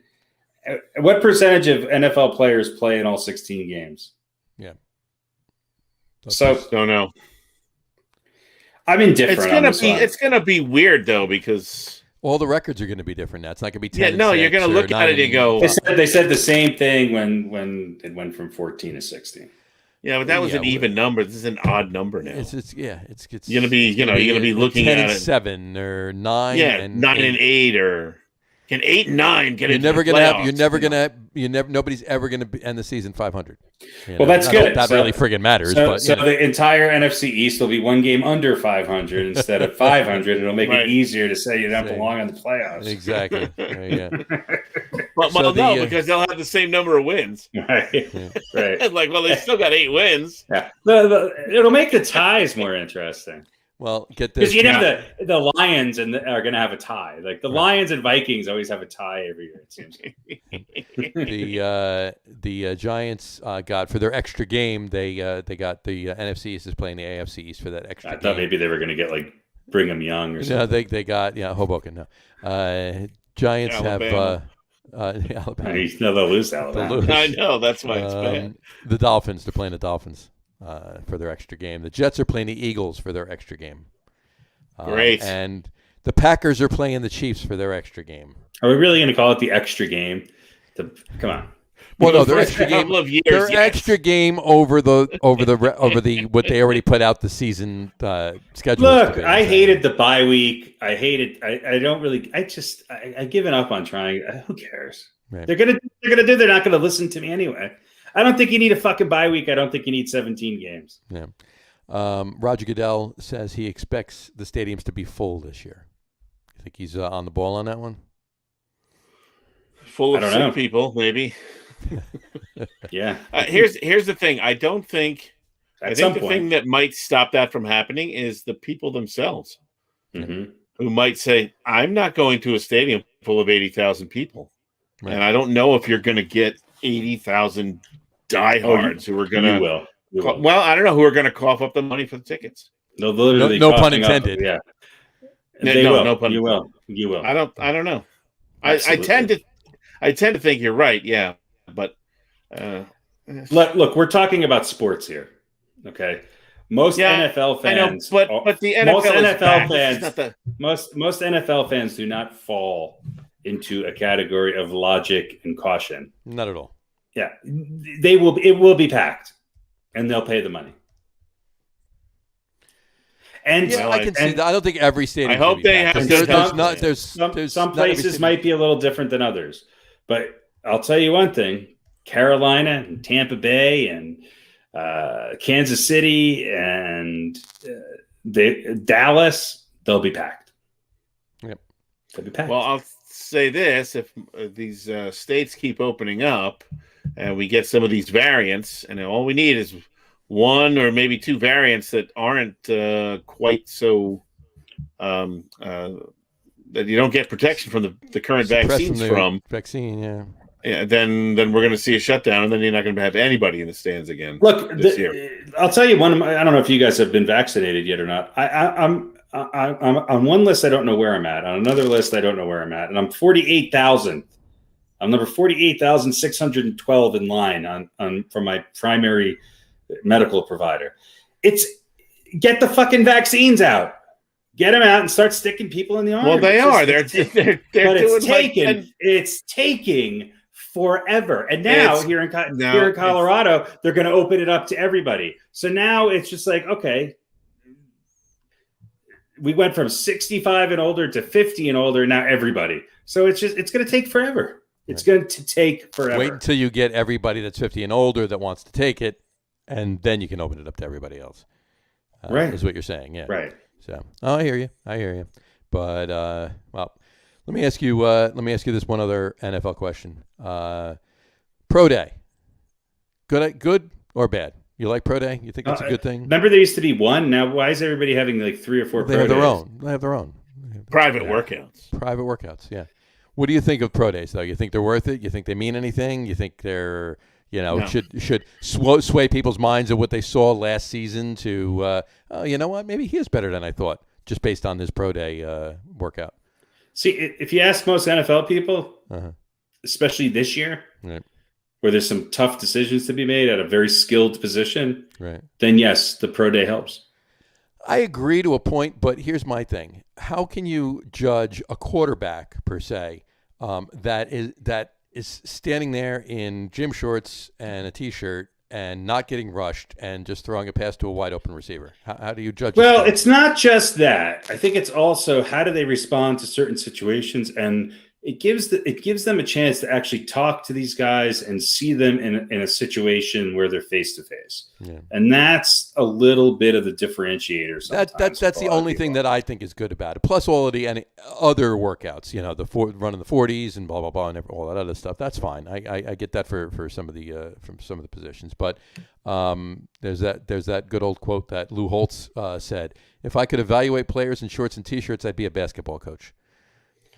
So. Yeah, I think Lou Holtz is kind of an asshole. Yeah, he is. Fucking racist conservative prick. For me, if you're looking at maybe arm strength, if you're looking at maybe arm strength and maybe footwork, that's about all you're really going to learn from a pro day. Remember a couple years ago, was it Manziel who? Oh no, it was did it with his pads on. Yeah, or was that? Was it Manziel? I hope he did it with his pants on. His pants. He did it with his pants. You better really be impressive if you're going to win him over with your pants off. Who's the? Yeah, I think it was him. I could pivot on my third leg. Or who's the Cleveland quarterback? Did it with his pants on. Johnny Manziel. No, the current one. Oh, the current one. Yeah. The guy who lives in the stadium. Johnny Manziel. Johnny Manziel lives in the stadium. No, the current Browns quarterback. Yes, I know who you mean. Baker Mayfield. No, Mayfield. Maybe it was. No, I thought it was Manziel who did it in his pads, so he would look Manziel bigger. did it in his pads. Yeah, so he would look bigger. I don't think it. Again, yeah, maybe the face to face is going to give him. There's not very much they're going to learn from a pro day. Well, Doug Flutie did it in stiletos, and boy, it's helped him throw over those defensive Doug Flutie did it in pads, and they didn't think he was wearing any pads. But I don't know. I can't wait for the draft to be over because I am so sick and tired of just listening to thousands of men pontificate about who's drafting who in the NFL draft. Yep. It's so tedious. I can't turn to the NFL Network anymore, and just the only thing on the bottom is scroll is everybody and their mother. I think one of our draft choices was scrolling across the bottom at one point. Yeah, everybody in the country has their own draft, and it's scrolling maybe across our last show before the draft. We should do a mock draft. I think. Let's do a mock draft. We'll have it going across the bottom the whole entire show, no matter what. No. I think we should just do one. Maybe do the first round, or the top maybe 20 picks. We can do If we're gonna do 20, we can do 32. So if we can do a better job than these professional pundits, are we gonna agree on it ourselves with each of us, or are we gonna do our own? I don't know. I'll just go ahead with whatever you guys say. Let me ask you guys a question, okay? Because the big news of the week after we finished last week was obviously the San Francisco trading up for that third pick. Right? Is there any chance that there's more movement there? I mean, are the Jets really picking second, or are they potentially going to trade that pick? Look, you know what? We've said this before. They'd be stupid not to trade back if they're going to stick with. If they're going to stick with Darnold. But now there's talk about Darnold coming to the Broncos. I mean, everybody's been coming to the Broncos. Why the Broncos would want Darnold, I don't know, but that's how dire they are for a quarterback. I think they're just biding their time and playing all of their bases correctly. I don't think they're, I think they know pretty much what they want to do, but they don't want to tip their hand, so to speak. The market for Darnold is shrinking. I think Mac Jones's value is going up. I still think that Wilson's second. Obviously, Trevor Lawrence is going to be first, but I think. Well, now there's more. Now there's a little bit more chirping about Fields in the last year or two. So. Fields, but also from the guy from Alabama. I just said his name and now I can't remember it because I'm old. Yeah, so we could have for the first time. Isn't every quarterback from Alabama named Mac Jones? Yeah, we could have 5 quarterbacks go in the top 5 picks. That would be interesting. That would certainly be interesting. Yeah. You know what? I don't know. I think Well, you said Darnold's, as draft capital, whatever, his window is slipping away. Was there a window though? Was there interest? I mean, were there teams knocking down the door of? I don't know if anybody was knocking down the door, but the simple fact that teams have filled their needs at that position means that he, as a possibility, is now erased for those teams. And what other people are saying is that the highest bid they've gotten for Sam Darnold is a 3rd or 4th round pick. Right, and that could be the other. That could be the other thing too. We don't know how many phone calls Joe Douglas is making, and he wants more for Sam Darnold than a 3rd round pick. Look, at some point, a team has to say, "Okay, we made a mistake," and then even that player has to admit. Like Mitchell Trubisky had an opportunity to come here to Denver and compete for the starting job against Drew Lock, but instead he said, "I'm going to go someplace where I know I'm going to be a backup because I need to learn." In a system that's going to groom me to be a better quarterback. Right. So he's going to go to Buffalo and be Josh Allen's backup. That takes a lot for a guy who was a top pick and a starter to admit that. Right. Okay, but him and the Bears were able to admit that mutually, separately. Who knows? You're right. This is where I'm at with Darnold. I think the Jets would be stupid to not take Zach Wilson with that 2nd pick. I think they're gonna. I think you're right, and I think they're gonna. I think it's a foregone conclusion. I think Joe Douglas just wants a little bit more for him, and maybe he doesn't want to. Maybe he doesn't go anywhere. Maybe he doesn't go anywhere. That's my point. Maybe he doesn't want to put Zach Wilson in the beginning of the season. Maybe he wants to do. If you're not going to get that much for Sam Darnold, you're not. You're going to get a 3rd or 4th. Why not just? And you're going to draft whoever it is. Hold on to him for the next 2 years. Then you're going to say, okay, well, now it's an open competition. Wink, wink. We know Darnold's going to be the backup. But they might say Darnold not, for the first year, not. Maybe Darnold is right. Because they don't want to have the Joe Burrow effect, and maybe he also competes. Yeah, exactly. And they don't throw Zach Wilson to the wolves in the first year. They put Sam Darnold in there. They know, or they're confident in the fact that Sam Darnold is going to do a little bit better this year than he did the year previous. And then if they want to trade him at that point, they're going to get more than a 3rd round pick for him. Right. Yeah, but I mean, he would just be a place filler. Of course he would. In other words, you're not going to have, let's say, Zach Wilson sit behind him for a whole year. Sam Darnold is not the guy you want. Zach Wilson. They don't have to wait till after the season to trade him either. Patrick Mahomes sit behind Alex Smith for a year. They don't have to wait till after the season to trade him either. Sam Darnold is not the guy that you really want. No, it has nothing to do. It has nothing to do with Sam Darnold teaching Zach Wilson anything. It has everything to do with Sam Darnold being in there and allowing Wilson to be in an NFL system for a year, to work with the staff, to work with the quarterback's coach, to get the reps in and maybe get in a few games so that he's not put in a situation where one of the best sources of information in that situation for Zach Wilson is going to be the starting quarterback. Although, again, Darnold may not be the guy that you want teaching him. You know what? Is it going to be, or is it going to be Mike LaFleur? But name a guy, But for half a season, name a top NFL quarterback right now who's out of the top 10 quarterbacks in the league who came in their first year and played from the very first game of their NFL career started and is still playing at a high level. There isn't anybody. No. So there's something to be said about sat that. Behind Alex Smith, right? Aaron Rodgers sat behind Brett Favre. Josh Allen, Josh Allen sat behind Fitz. Fitz, yeah. Right, but my point is there's a difference in what those young players are going to get sitting behind Brett Favre. Right, but hold on. Wasn't Tyrod Taylor just as big of a first round pick as Sam Darnold? Yeah, he was. Yeah, he was. So, and even go this year, Justin Herbert.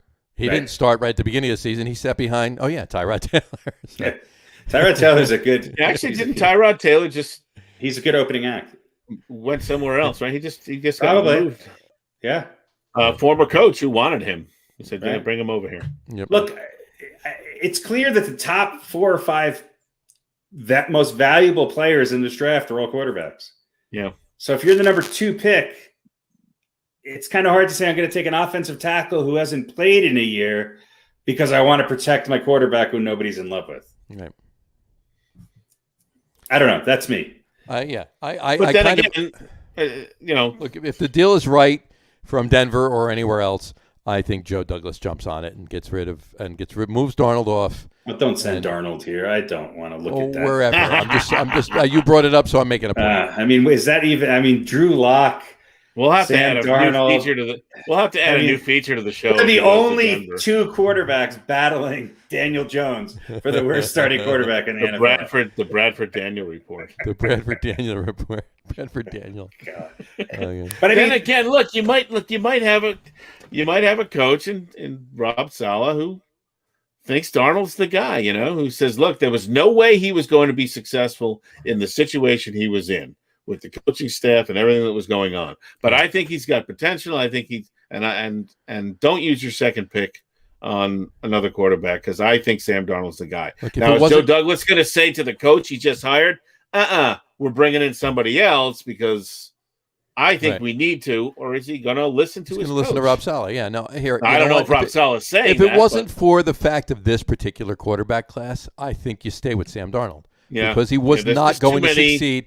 He was not going to succeed with Adam Gase. It just was not. Well, then you have to go after a LeVar Chase or one of these other receivers. I think. I don't know. But you could drop back to 6 and do that, though. You don't have to get that at. No, that's what I'm saying. That's why I'm saying if the Jets were going to take Penei Sewell, and that's who they want, then they should get something for those 4 spots ahead of them. Right. I agree with that. Let me bring up one other thing, or you got other stuff, John? No, I'm done. I wanted to. I don't want to dwell on this too much, but I don't know if you guys heard. Apparently, there's a group of Masusai. I don't know what is the plural of masseuse? Masusai. I think it's just masseuse. It's just 18 masseuses. 21 now. 21. No, who have come out in support of what's his name? Deshaun Watson. They liked rubbing his cock. Well, no, they have said we have given him massages, and he has never been anything but How professional. Many fucking massage therapists? That's the question I was getting to. We're talking about 40 people here, 40 different people. Well, let's hope it wasn't in one weekend. Some of them were obviously better looking than others. Apparently, but I'm thinking, even if this is this doesn't help him, right? No. Even though there's nearly 20, and there, by the way, all of them are women. There's not a single man on either side of this equation. Well, of course. Oh, yeah. So, but still, this is which kind of in other words, now there's 40 different masseusi. Yeah. That it doesn't help him, even though half of them, roughly half of them, had said no. He never wanted me to touch his penis or anything like that. This doesn't really do anything for him. There's still not, and I'm not going to sit here and have somebody bash me for saying what I'm going to say, because who the hell knows what happened? No one's listening. Yeah. We'll send it to Michael Rappaport. Send it to Michael Rappaport, absolutely. My point is, there's still not one criminal charge filed. Not yet. Not yet. But don't you think by now there would have been, or should have been? And I'm not condoning this. He could be a scumbag. He could be. Oh, he is. He's a scumbag. But he's also a really good quarterback and a privileged NFL player. Mm-hmm. And I think this is going to continue to escalate, and I think he's going to be out of the NFL this upcoming year. Done. Out for a year or done? I think he's out for at least a year while they review this. I think the NFL will do an internal investigation, and I think at least a couple of these will be brought to a criminal scenario. All right. Okay. Fair enough. Yeah. If what they're saying is true, that should happen. Absolutely should happen. Well, the NFL is they're officially investigating now, right? Right, but it's going to take more than it's going to take some couple of months. And that may be, the police, law enforcement may be, sort of, hey, we can we're doing an investigation, but we can sit back. We're not going to press forward looking for criminal charges. We'll kind of let the NFL do what they do. Because, ultimately, unless there's cameras, it's a he said, she said. It's a he said, she said, right? And maybe law enforcement would rather, hey, let the NFL deal with it. Because they don't, they can punish him even if it's not proven he did anything. Right, exactly. Right? They can do whatever the hell they want. There's no legal burden of proof for the NFL to come down on. No. So. To your point, though, Pete, it does not help him at all. It doesn't help. Those other 18. Yeah. Hey, those 21 that said I flashed them and tried to, jingle my way over to get him to touch me. Well, I got 20 over here who said I didn't. That doesn't help you. I'll see your 21 and I'll raise you another 20. Yeah. 40 different people giving him a massage. How many massages do you need? And these are obviously not getting ready for a game massages. These are these are massages. Well, they weren't what he wanted, but I think that was his intention in getting them. It wasn't, gosh, my quad is sore and I need to be ready for Sunday. It was. He was looking for maybe he said his quad is sore. He needs it rubbed out, and they misunderstood him. And or maybe he doesn't know what a quad is. He thinks he doesn't know. That's not your quad, Deshaun. It would be really good. It'd be really good for business if you were a masseuse, being one of the 18 to come out and said, "I don't mind this behavior." Yeah. Well, that's not what they said. I don't mind this behavior. They said he was nothing but a gentleman. Okay. So they said he didn't do that to me. He did that to me. Now I'm going to get. They didn't elaborate to the fact that. Never mind. But no. No. It's bizarre. It's very, very, very freaking bizarre. Anyway, all right. That's enough of NFL. That's enough masseuse talk. That's enough masseuse talk for the day. Rangers. No hockey. No fucking hockey. Don't even try to slide that. I just want to give kudos to the Rangers because the other night they were down to the Capitals. They were down by 2-0 to the Capitals, and they scored 5 unanswered goals, 4 of them in the third, and they won 5-2. So I thought it was a good game. So the Rangers, 5 of the Rangers gave Deshaun Watson a massage, and there was no issues. None whatsoever. Anyway. Did that Panera guy get his family out of Russia yet?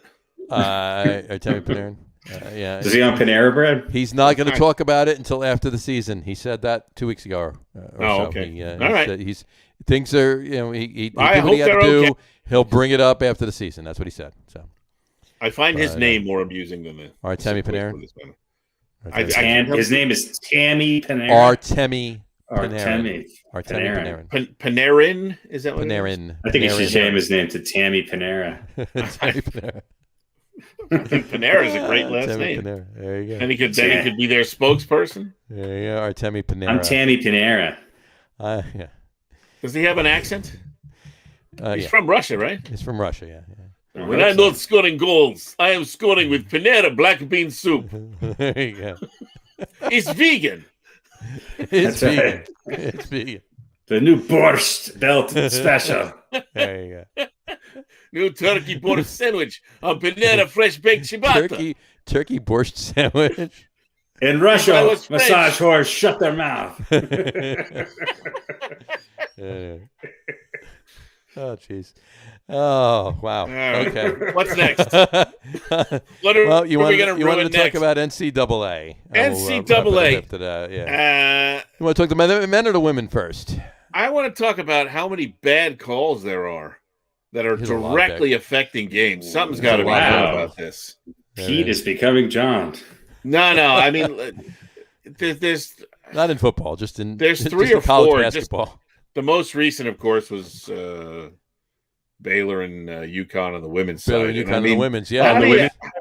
How do you not? That was at a non-call. How do you get that wrong? There should have been 3 fouls called on that. On that one play. My whole thing is let him play that way the whole time. That should just be the rule for every basketball. Just let him play. You know what? I agree with 3 seconds left in the game, you wouldn't call that, and they didn't. But they should have. You can't club some. I mean, I agree with you. Yes, if you're gonna let them play, let them be a little bit more physical. If you're gonna let them play, you got to let them play the whole game. But when you got two players all over the arm and the girl's head and everything, you have to call some things. You can't say no. There's less than 5 seconds. Anything goes, even if you get mauled. And that was just I get it. I get it. Yeah, it's too bad. But here's my other. On another note for the women, you have something on the women or the men? No, go ahead. I think we're probably going to it was the women. I think we're going to say the same thing. I was just going to say just on Paige Beckers. She got nominated or not nominated. She was elected, if you will, co-freshman of the year with Iowa's Caitlin Clark by the Women's Basketball Coaches Association. She averaged 20 points, 5 rebounds, and 6 assists a game. So there you go. Kudos to her. All 4 of these teams that are left on the women's side are really good teams. They're really good. And two of the teams that got bounced out are really good teams. Yeah. This has been a good year for the women's NCAA. There's no guarantee UConn's going to get past Arizona, and I'll tell you, Stanford looks good. Yeah, don't bet against UConn though. They got the refs on their side, I guess. Here's what I wanted to ask about. I knew it was going to come to that. I knew it was going to. Oh yeah. About Kim Mulkey, who is the Baylor coach. Yep. Yes. Who was saying, let's enough with this COVID testing. Let's just let everybody play. Was she drunk? Or is she running for Congress? I don't know. She was upset, but. The point she was trying to make is if one of these teams gets COVID, just let it fly. COVID and they don't get a chance to play, it's a real shame. And I don't think anyone disagrees with that. No. But my real question is, should we just look at this and go, well, that's a really stupid thing to say, or should she really be excoriated and perhaps punished in some way? Which I don't think she should. I mean, what she said was really dumb. I think putting the tournament ahead of potentially people's lives, but I'm sure I don't know if she should be buried. I'm sure she'll run for Congress at any point now. She might. Well, I don't think she should be buried for it. No.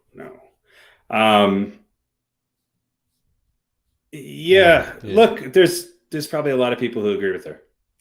Well, I agree with her sentiment that it would absolutely suck eggs. Well, everybody agrees. 99.9% of all humanity agrees with her sentiment. What I'm saying is her solution to it. Unfortunately, there's more people than you would imagine that agree with her. Right. And right. She's a college team from Texas. Oh man. Well, there goes. Well, where there's no regulations, with the exception of the city of Austin. Yeah, no. So it's Yeah, pervasive. right. And if you're from there and you're listening to government officials there or in Florida, right? You got Ron DeSantis going, look, we've never done any of these shutdowns and everything's fine. So that's right. That's what you're going to believe. So it'd be like, yeah, screw this COVID stuff. Like she was just saying, stop testing. Let's just stop with the testing. We don't want to know if half our team has COVID and we're going to give it to the entire other team, and then everyone that maybe that they. She's like, just enough with that, because we don't want to test because we don't want to know, and we don't want anybody to be blocked out of having their opportunity. Yeah. So smart. Hopefully they'll just kind of go, shut up, stop saying that. That's exactly and that'll be the end of it. And for that reason, you think that's going to go anywhere? Seriously. And for that reason, I'm not complaining too much about the call or non-call. Right, there you go. Yeah. No, it's just the reason I brought it up is there have been 3 or 4 really egregious calls, all late in games, that have had a direct effect on games. And having said that, how about UCLA, huh? UCLA's looking good. I mean, USC and UCLA both got hot towards the end there. And what was UCLA, an 11th or 10th seed? Number 11. 11 seed. Yeah. You got 2 number 1s, a 2, and an 11. Mm-hmm. And UCLA had a play-in game. They did. Against Michigan State. 17 championships between those 2 teams, and they had to have a play-in game. And UCLA is Final Four now. Awesome. I think it's great. You guys think Gonzaga can beat them? I do. Yes, absolutely. I do. How about Baylor, Houston? I think Baylor wins. I think it's Gonzaga and Baylor. I mean, I know it's going out on a big limb there, but yeah, I'm not the two number one seeds. Number one seeds left. Yeah. I mean, what Houston has a better shot of beating Baylor than UCLA has. I think Houston's run, with the exception of Oregon State, who was, well, maybe with a slightly lesser exception to Syracuse. I think Oregon State was a 12 and Syracuse was an 11, and I think they were both misrated. They were both misrated, yeah. But Houston over Rutgers, I don't think was who's that Gonzaga really played this year? Everybody. Well, you mean during the regular season? Yeah, everybody. They've beaten everyone. They haven't lost. They had a lot of games against the big teams like Iowa and all that early in the season. Yeah, they had a lot of those big games early in the season, and then later in the season, people were saying, "Well, they haven't been tested in 2 months." So they beat Santa Clara, St. Mary, San Francisco, San Diego, Portland. I don't know. I would love to see UCLA beat them. God, I wouldn't mind. I probably, amongst the four left, I think I'm kind of rooting for UCLA, but I'm also rooting for the opportunity to see Gonzaga a team go undefeated and win the tournament in my lifetime. Yeah. Last team to do it was UCLA, right? No, it was Indiana. Indiana, yeah. In 75. UCLA did it twice. No, they did it like 4 times. 4 times. Yeah. I think there's 7 teams that have done it all together. Yeah. 4 of them. 4 of them are UCLA. I think that's 7 teams and 4 of them are UCLA. Indiana, 4 UCLAs. Was Indiana the team with Isaiah? No. No, it was before Isaiah. Yeah, this was 1975. 75, okay. Yeah. And then I forget who the other team is. NC State or something like that, or Cincinnati. I don't know. I think Cincinnati. But there are a number of teams that have gone undefeated in the regular season, but didn't win the tournament. Didn't win the tournament, yeah. But only 7 others that have gone all the way. So I kind of want to see that. I like to see, things like that have never happened before. Yeah. But I gotta be rooting for UCLA. I'm right in there with you. I wouldn't mind seeing UCLA, seeing an 11 seed that at a play-in game win. Yeah, that would be awesome. Yeah. But I also, on the other hand, want to see Gonzaga undefeated. I want to see that. Yeah. And that guy for Gonzaga, what's his name? Drew Timmy? Yeah. With the mullet? I don't know. He needs to stop posturing when he scores baskets. I know he's a good player, but he's like giving the making the muscle thing and pointing. I'm like, come on, man, stop it. Just stop it. Just stop. 75-76 Indiana, 32-0, 72, 73, 71, 72, 66, 67, 63, 64 UCLA, all 30-0. North Carolina went 32-0 and 56, and San Francisco went 55, went 29-0 in 1955. And for some reason, was Wilt Chamberlain on that 19? I don't remember, but anyway, so. There you go.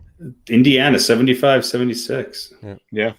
So, and of course, a lot of people are going, well, this Gonzaga team doesn't really match up to those great teams, which I guess you could say that. I don't know. I don't know how you could really say that until you see guys don't play who goes to the NBA and, But also you're talking about a smaller NBA back in those days. Yeah, and you're talking about an 18-year-old group of 18-year-olds versus, a 21-year-old Bill Walton or a 20-year-old Lou Alcindor.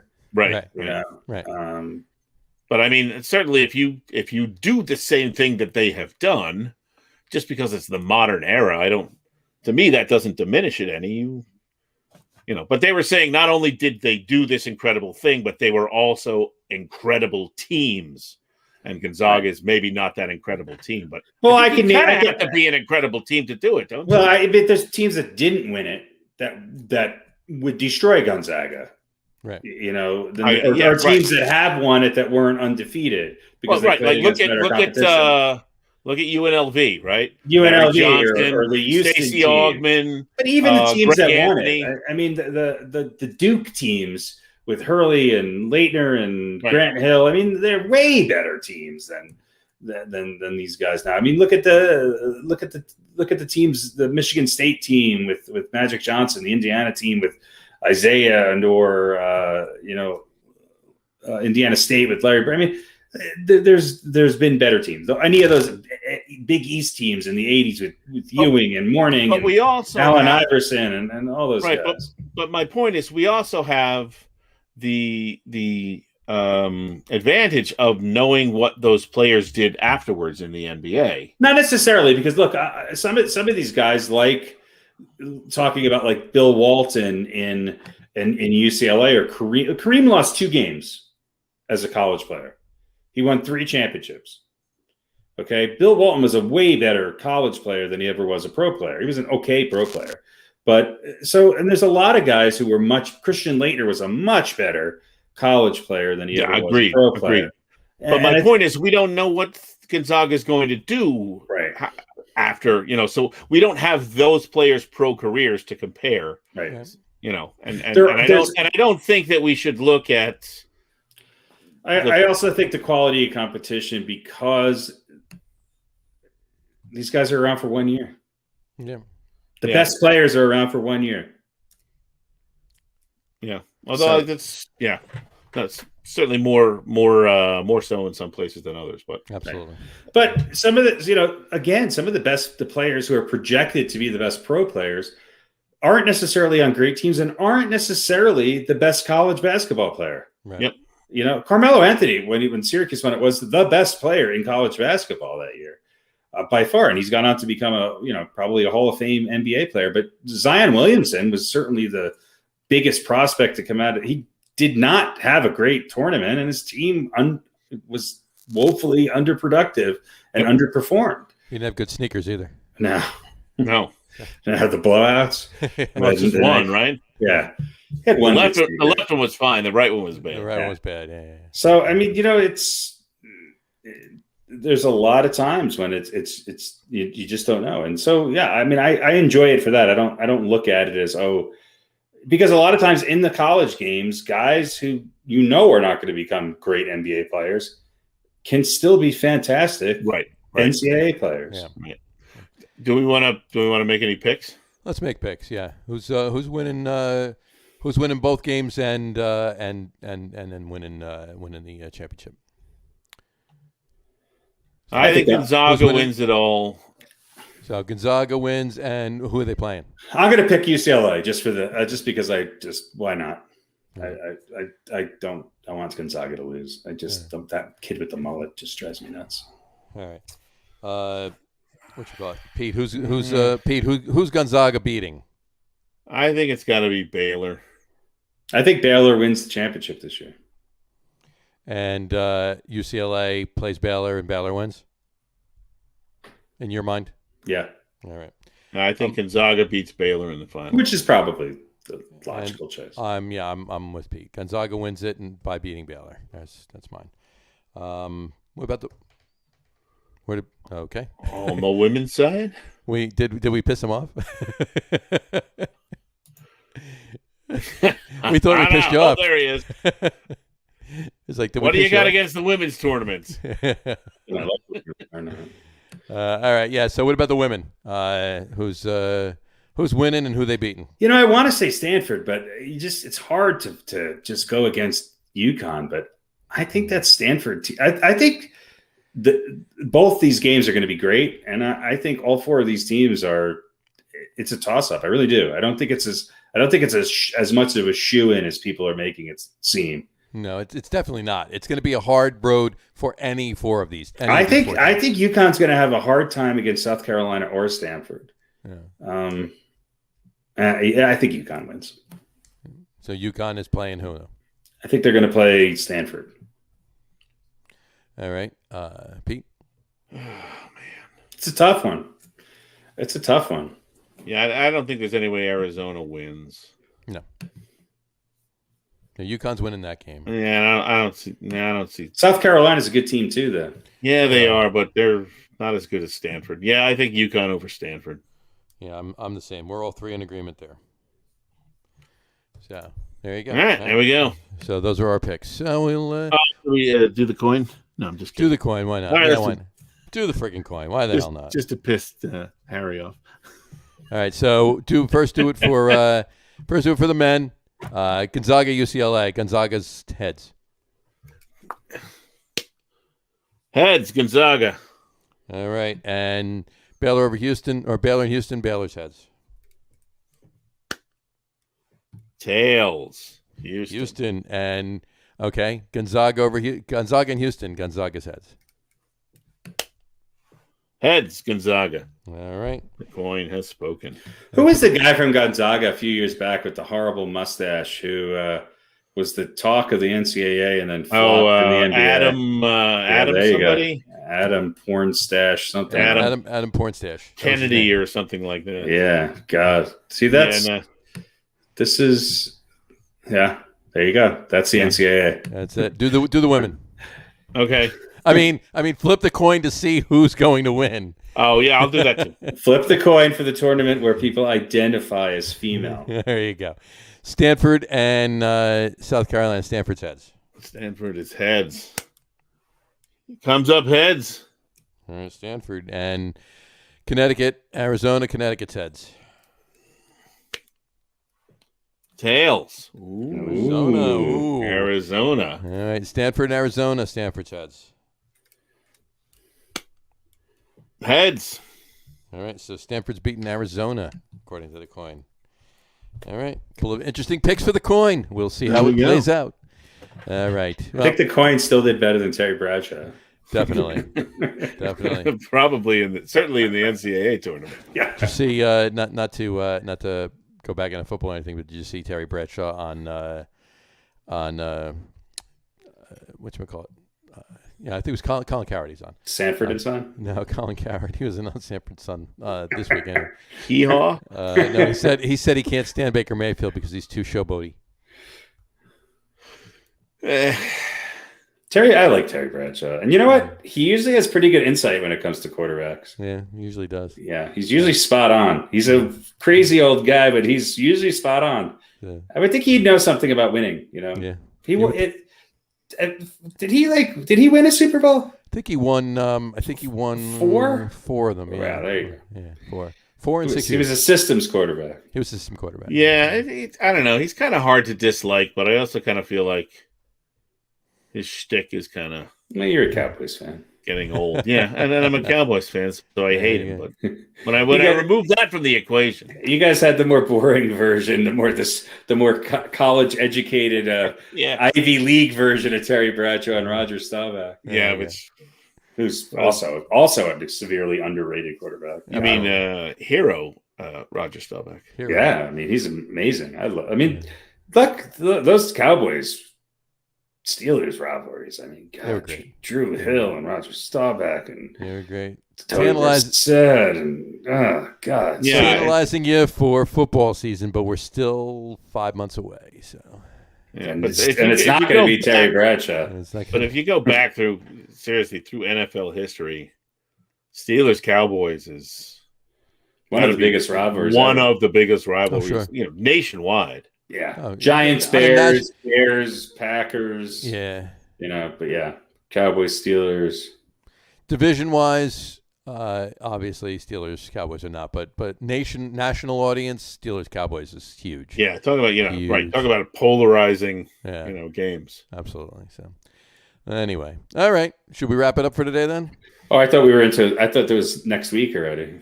We're going to just start next week's show and get it over with. Sure, why not? Okay. Sure. Just pretend we know what happens on everything. We'll talk about it, yeah. All right. Well, we'll wrap the show up for today. We want to thank everybody for watching. And for those of you just listening to the audio podcast, thanks for listening. Don't forget to visit our website, www.loggerroom.com. That's LAGERROOM.com. And please remember, like us and follow us on all of our social media, Facebook, Twitter, Instagram, and our YouTube channel. All of them are at The Logger Room. Remember, we go live with the video podcast on both Facebook and YouTube every Wednesday night at 7:30. And for those of you that want to just listen to the audio podcast, you can do so on Apple Podcasts, Spotify, TuneIn, and Stitcher. And if you haven't done so already, please subscribe to one or more of those feeds, and you'll never miss a show. Again, thanks for following along with us. Have a great weekend, or rest of the week first, and a great weekend. Enjoy opening day tomorrow and all that entails, and, of course, the first weekend of baseball play. Enjoy the Final Four and the championship games, and over your weekend, and have a wonderful time and enjoy, folks. We'll talk to you soon. Take care. Cheers. Oh, happy Easter, everybody. Oh, yeah. Happy Easter. Yeah, happy Holy Thursday. Other things happy besides Good Friday going on in the world, yeah. Happy Easter.